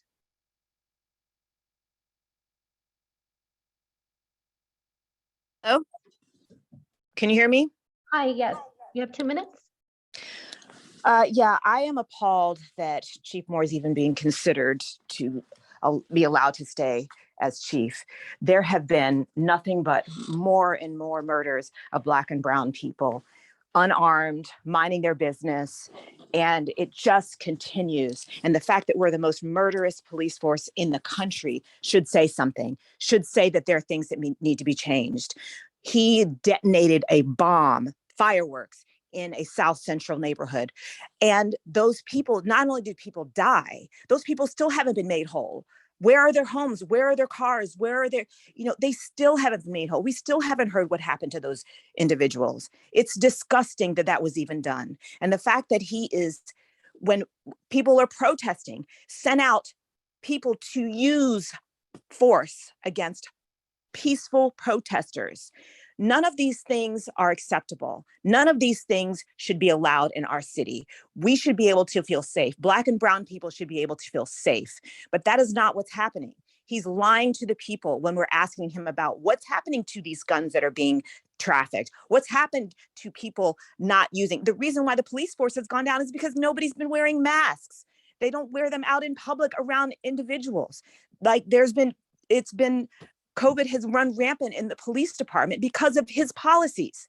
So no, we don't want more police. We need less police. We need the resources of our cities to go to individual programs for individuals that need it. Our houseless community, which is affected mainly by Black individuals, our community service, which we don't need community policing. We've seen over and over again how that has more harm to our community members. We need services, we need food, we need housing, we need daycare for our kids, we need healthcare. Those things prevent crime. Our police chief has not. Okay, thank you. Next, we have T. Hello? Hi, you have 2 minutes. Yes, Moore should not be reappointed. And again, I'm going to pose this. How many Black and brown bodies have been killed on Moore's term? Just 3 in the first week of 2023 with zero accountability.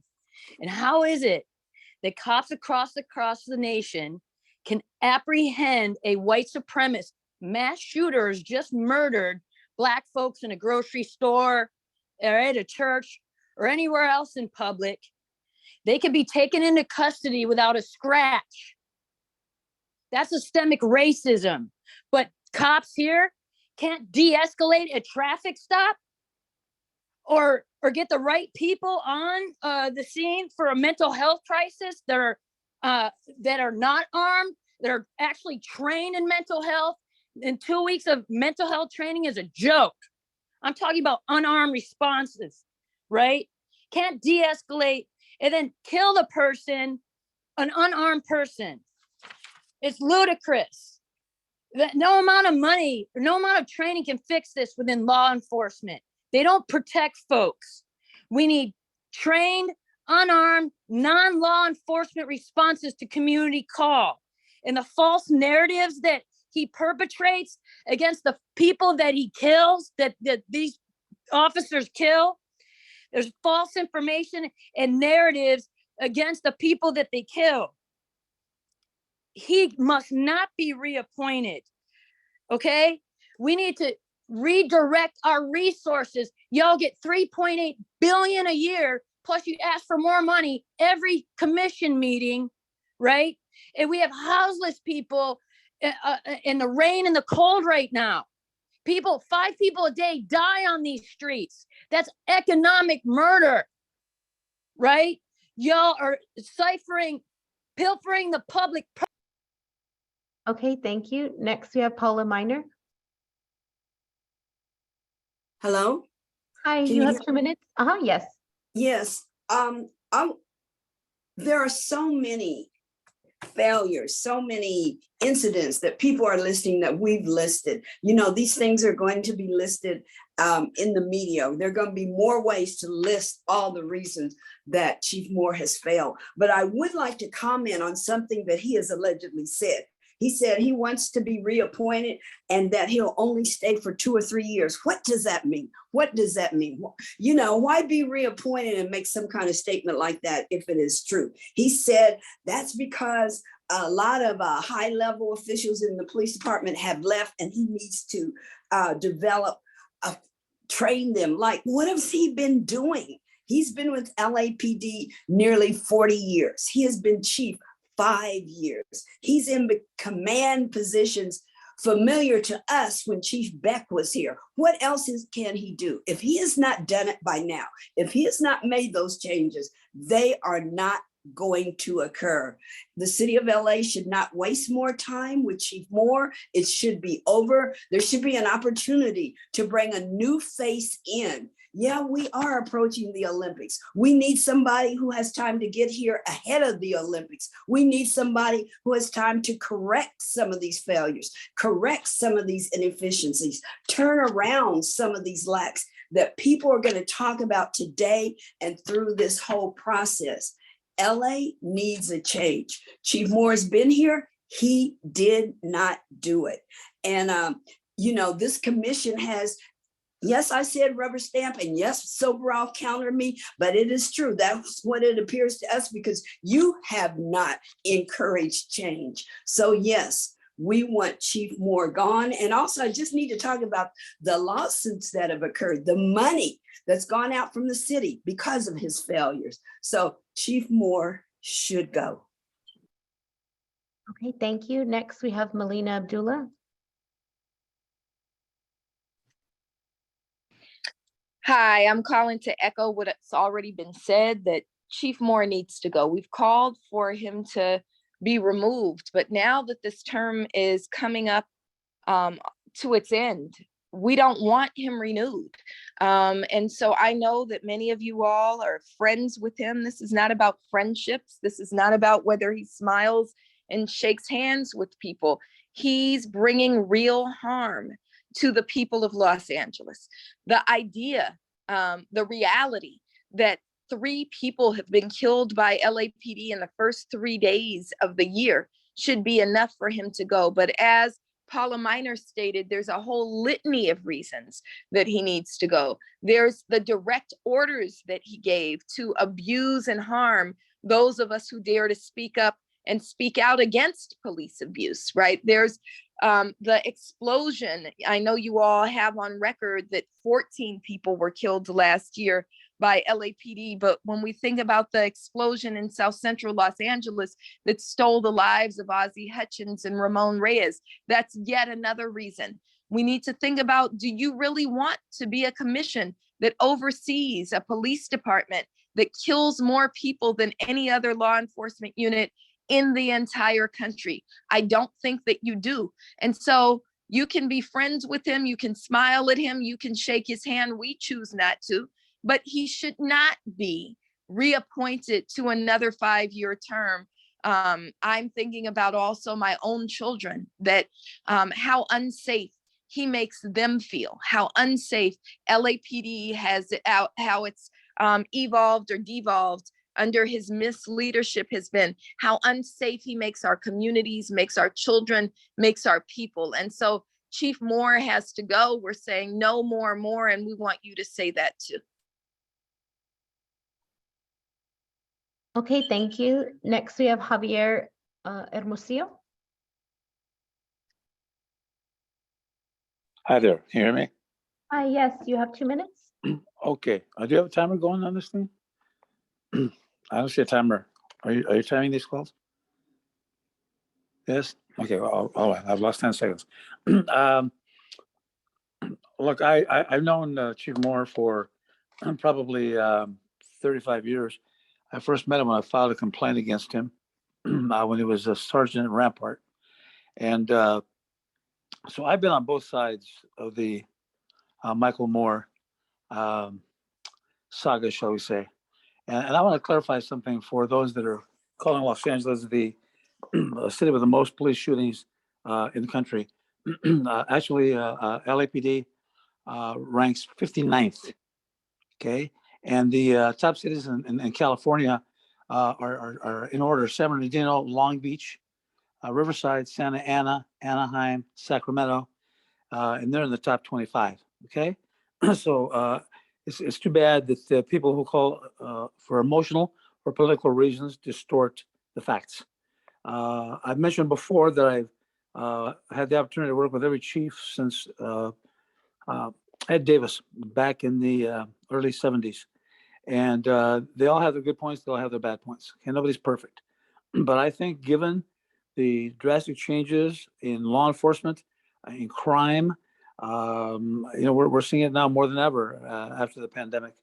And I don't know who the other candidates are that might be considered, but those that are certainly within the department, I think that they can use another 3 years of maturation and experience. And most of all, they need to be prepared for all these people who call with no facts, nothing but emotion. I'm not going to say they're lying. Maybe that's their truth, but I highly would recommend Michael Moore for another 3 years, whatever he's asking for. Thank you very much. Okay, thank you. Next, we have Betty Lay. Well, here I am again. Can't get rid of me. Anyway, everybody knows how much I support LAPD, and I truly support Michael Moore's second term. And it's just too bad that the 80–90% that do support him aren't on here to speak. I wish I could speak for all of them. The amount that aren't supporting him is so minute, it's not even worth listening to. Anyway, you know me, I've said my point. Everybody stay healthy. Thank you. I yield the rest of my time. Okay, thank you. Next, we have Gina Viola.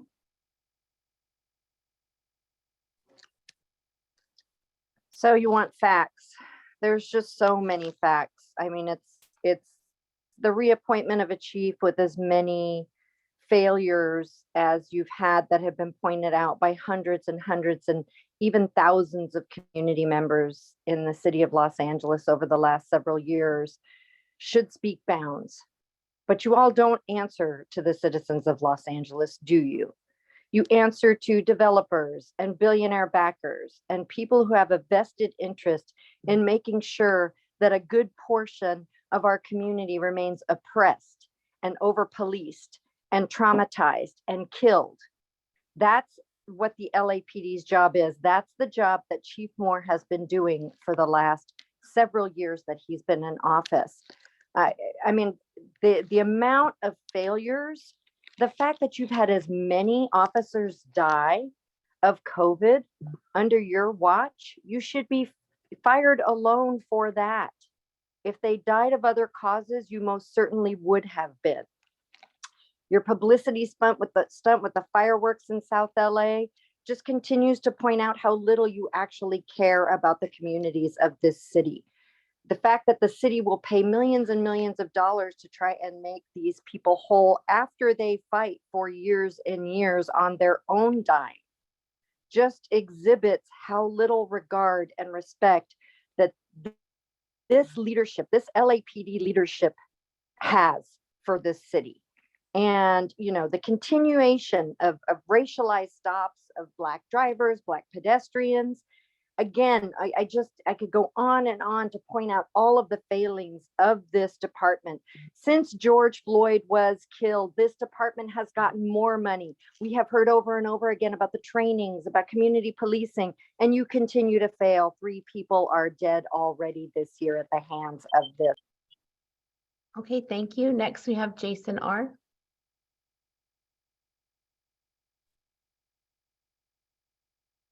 All right. So in this department, Moore has made many things clear with his rank and file. You don't wear a mask and spread COVID in our communities, don't worry about it. You go to the Capitol insurrection, don't worry about it. You share a George Floyd Valentine, don't worry about it. You bomb a neighborhood in South Central, don't worry about it. You murder citizens, don't worry about it. You fly a white supremacist flag at 77th, don't worry about it. That's the LAPD under Moore. Careless, reckless, sloppy. All right. Musty Mike never enforced LAPD mandated policy requiring officers to wear masks whenever in public or in the workplace throughout the whole pandemic. That alone should have gotten him fired, right?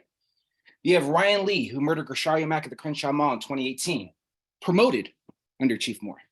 You have Al Labrada, the then deputy chief of South Bureau, where the explosion happened that took the lives of Ozzie Houchins and Ramon Reyes, who was promoted to assistant chief of the Office of Special Operations. There hasn't been a single racial bias complaint sustained against LAPD since 2009. For context, that's 6,779 complaints over the last 12 years that have been dismissed. He is more of the same. As Mama Paula said earlier, the civil lawsuits, that's $33 million a year that's costing the taxpayer. We can go on and on and on about the failures of Chief Moore. There's a long list. And he continues the violence of this department. He continues the consistent degradation of our communities. And with that, I'm saying no more Chief Moore. And as Black men, especially you, Bonner, because I know, Briggs doesn't like to say he's Black. Bonner, especially you should be saying no. You should be standing up for Black people and saying no more Chief Moore. Okay, thank you. Next, we have Andrew Graebner.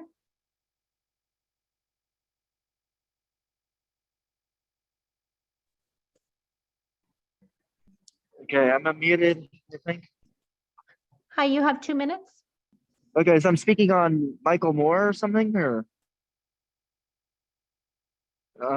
Yeah, so Michael Moore is a terrible chief. He's leading the most violent police department in the country, I think. They're very violent right now. There's been like 3 people killed by the LAPD this year alone, and we're at January 10th. So don't reappoint him to another 5 years of this. Really, you should be maybe working towards actually getting rid of the LAPD. I know you're not going to do that, this commission, but but maybe we should. But yeah, but at least, but this chief is terrible. And so we shouldn't be rewarding him with another 5 years of this. Yeah, so don't reappoint him.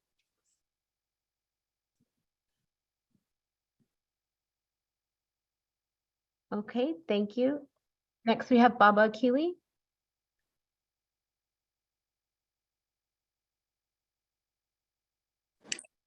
Hello, yes, my name's Akili. I'm with Black Lives Matters LA, and I think I'm calling in because the 3 deaths at the beginning of this year is enough to say no to more, no more. That should be, just that alone should be the criteria for ending his term as police chief.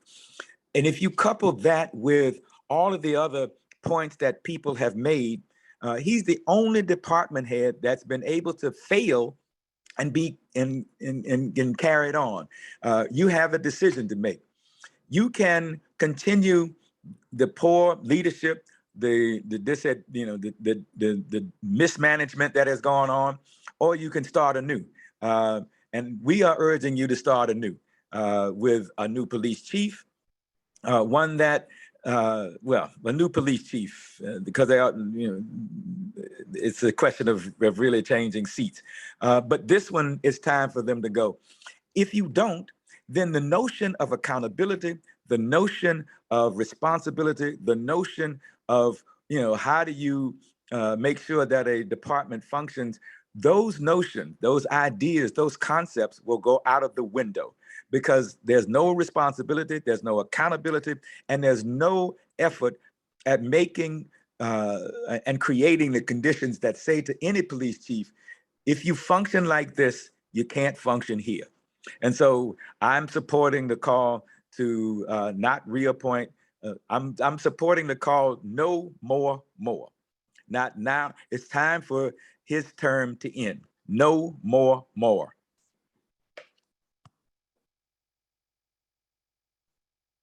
Okay, thank you. Next, we have Sheila.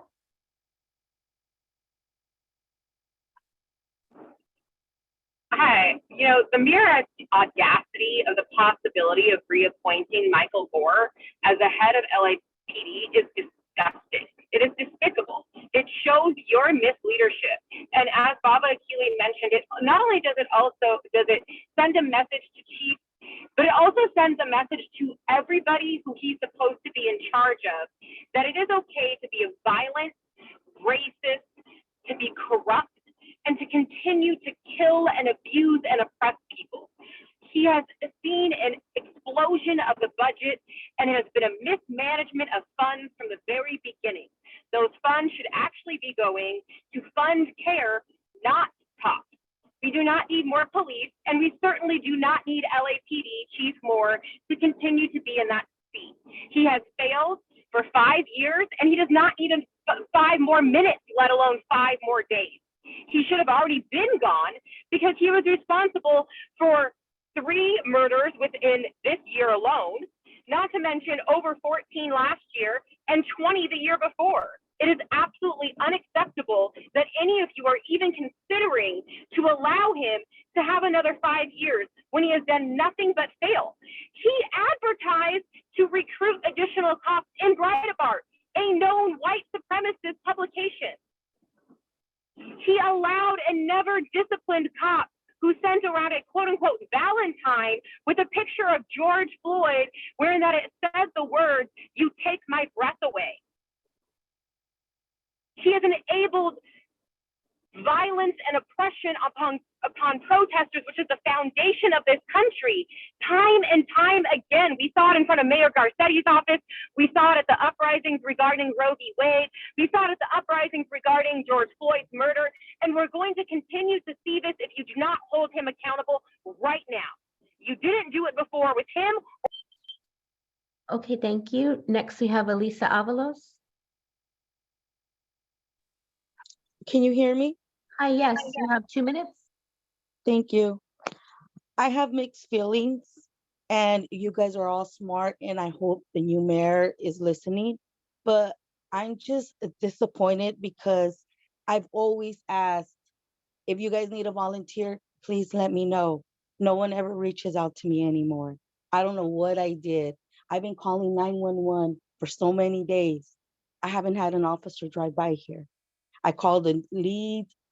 I don't see the chief reaching out and having people work together. The only time I saw it was in December when they did the tree lighting, which was a great thing, but it was disappointing because there's so many people outside and so many empty chairs that him or the councilwoman should have said, hey, community, we're having a meeting. No one did that. Now, my thing is, he went along with Councilwoman Monica Rodriguez to get rid of Captain Smith. Ever since he became the captain in my community, everything went down. The violence, everything. We were having more community meetings with him, everything, but he got rid of him. They also got rid of Caesar, which was a really great officer that did so much good outreach to the community because Monica Rodriguez wanted him out. He went along and he hasn't said anything about why are there so many pot shops in Sun Valley, Tahunga, one in every block, and they're owned by one person that's been convicted. But because a councilwoman likes him, it's okay to put a whole community in danger? That is not all right. I am disappointed. I've never once heard him say, commissioners, we're having an event. It would be great for you guys to be out there. Or say we had a meeting with the park ranger. Thank you. Next, we have Steve Rogers.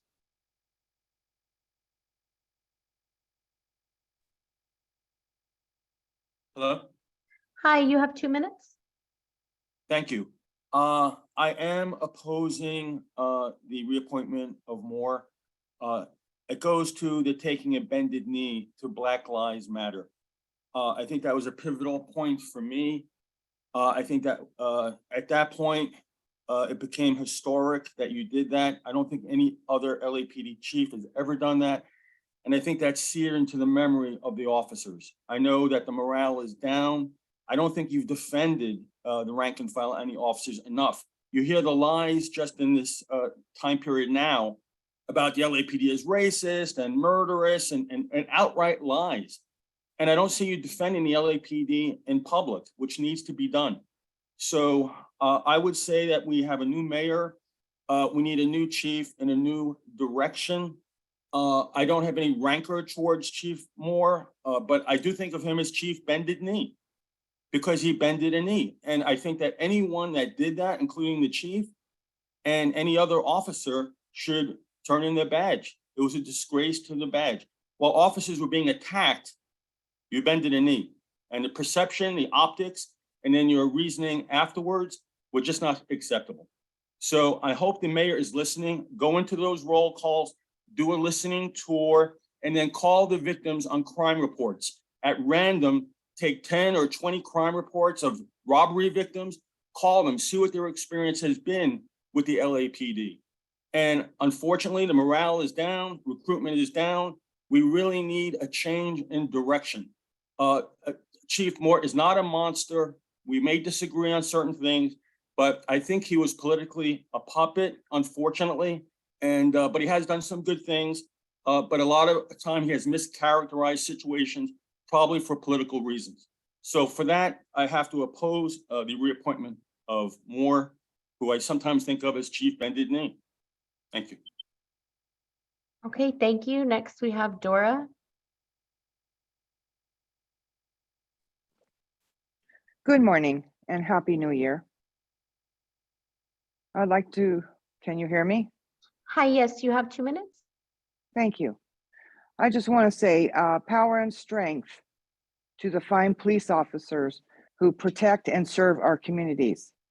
I pray that the community and cultures who have lost their moral compass and encourage violence against each other, that they reflect, and that is actually where all these problems lie.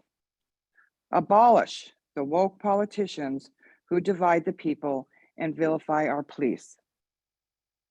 Their words have led us into more criminality, emboldened to disregard law and common decency.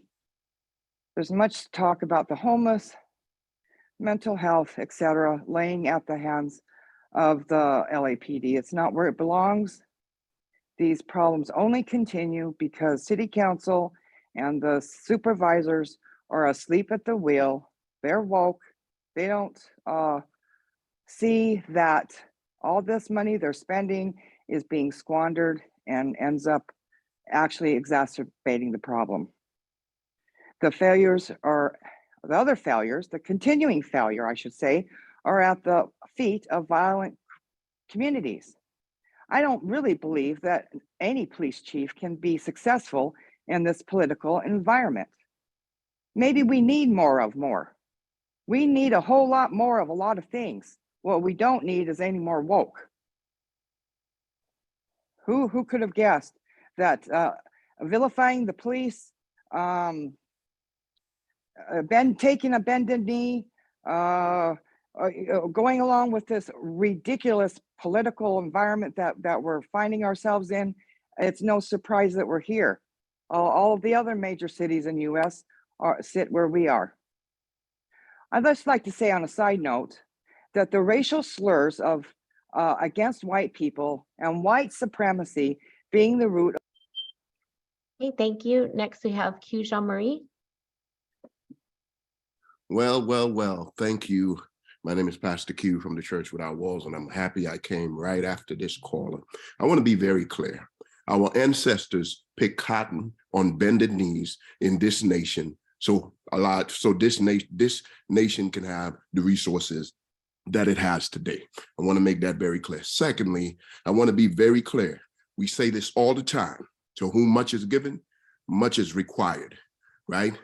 And so for us, it becomes personal when people talk about violence, because in our community, we've been dealing with violence. We don't need to argue about statistics. All scholars know, even the commission know the statistics of folks who have been stopped by the LAPD. It's predominantly Black folks. We know the statistics of houseless folks. It goes all the way back to the second Great Migration, deindustrialization. We've been dealing with political violence in our community forever, and the police has been used, okay, to oppress us, to contain us in communities such as Skid Row, $100 million allocated towards houselessness, 85% of that going to LAPD in recent years. It's always extract resources from our communities. The reason we still have ghettos today in this nation that's hundreds of years old is because when Black folks were actually, when the chains were taken off in the 1860s, Black folks weren't even given housing, right? We weren't even given housing. And that's why when the Japanese were interned in World War II, Black folks migrated from South Central down Central Avenue into Little Tokyo, and that became Bronzeville. And Black folks were actually there before the Japanese a long time ago. We've got over 100,000 less Black people in this city now than we did in 1970, right? And that's because we've been gentrified, pushed out, and displaced. Okay, thank you. And Mr. President, that was our final speaker. Thank you, Madam Secretary. At this time, that's the end of public comment. I would ask that the executive director provide the email address for members of the public who wish to provide further comment during this open period while the board considers the chief of police request for reappointment. Yes, Mr. President. Emails can be sent to the email address of policecommission@lapd.online, or if individuals would prefer to send a letter, they can be sent to the Board of Police Commissioners, 100 West First Street, Suite 134, Los Angeles, California, 90012. And we will accept those emails continuously through the meeting of January 24th. Thank you, Mr. Tiefang. At this time, that ends the regular agenda items. We will, at 1:20, go into closed session. See you all there. Thank you. The Board of Police Commissioners will now recess into closed session to discuss agenda items 7A, 7B, and 7C in accordance with Government Code 54957.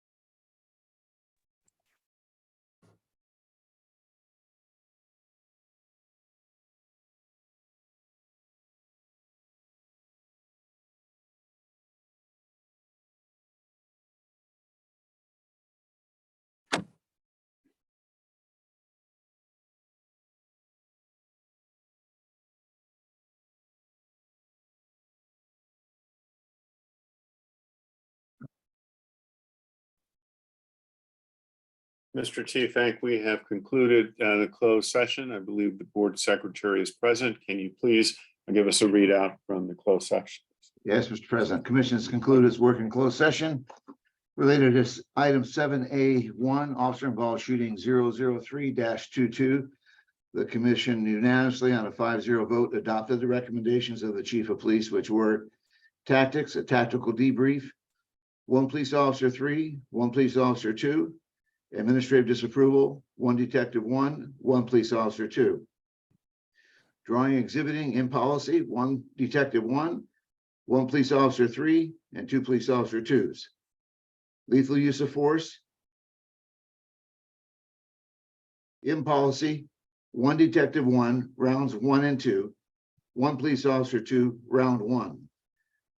Out of policy, administrative disapproval, 1 detective 1, rounds 3 and 4, and 1 police officer 2, rounds 2 and 3. Item 7A2, officer involved shooting 004-22. Commission on a 5-0 vote unanimously adopted the chief of police recommendations, which were tactics, tactical debrief, 1 sergeant 1, 2 police officer 3s, 2 police officer 2s, administrative disapproval, 2 sergeant 1s. Drawing and exhibiting in policy, 1 police officer 3, 2 police officer 2s. Less lethal use of force in policy, 1 police officer 3, 1 police officer 2. Lethal use of force in policy, 1 police officer 3, rounds 1 and 2, and 1 police officer 2, all rounds. Out of policy, administrative disapproval, 1 police officer 3, round 3.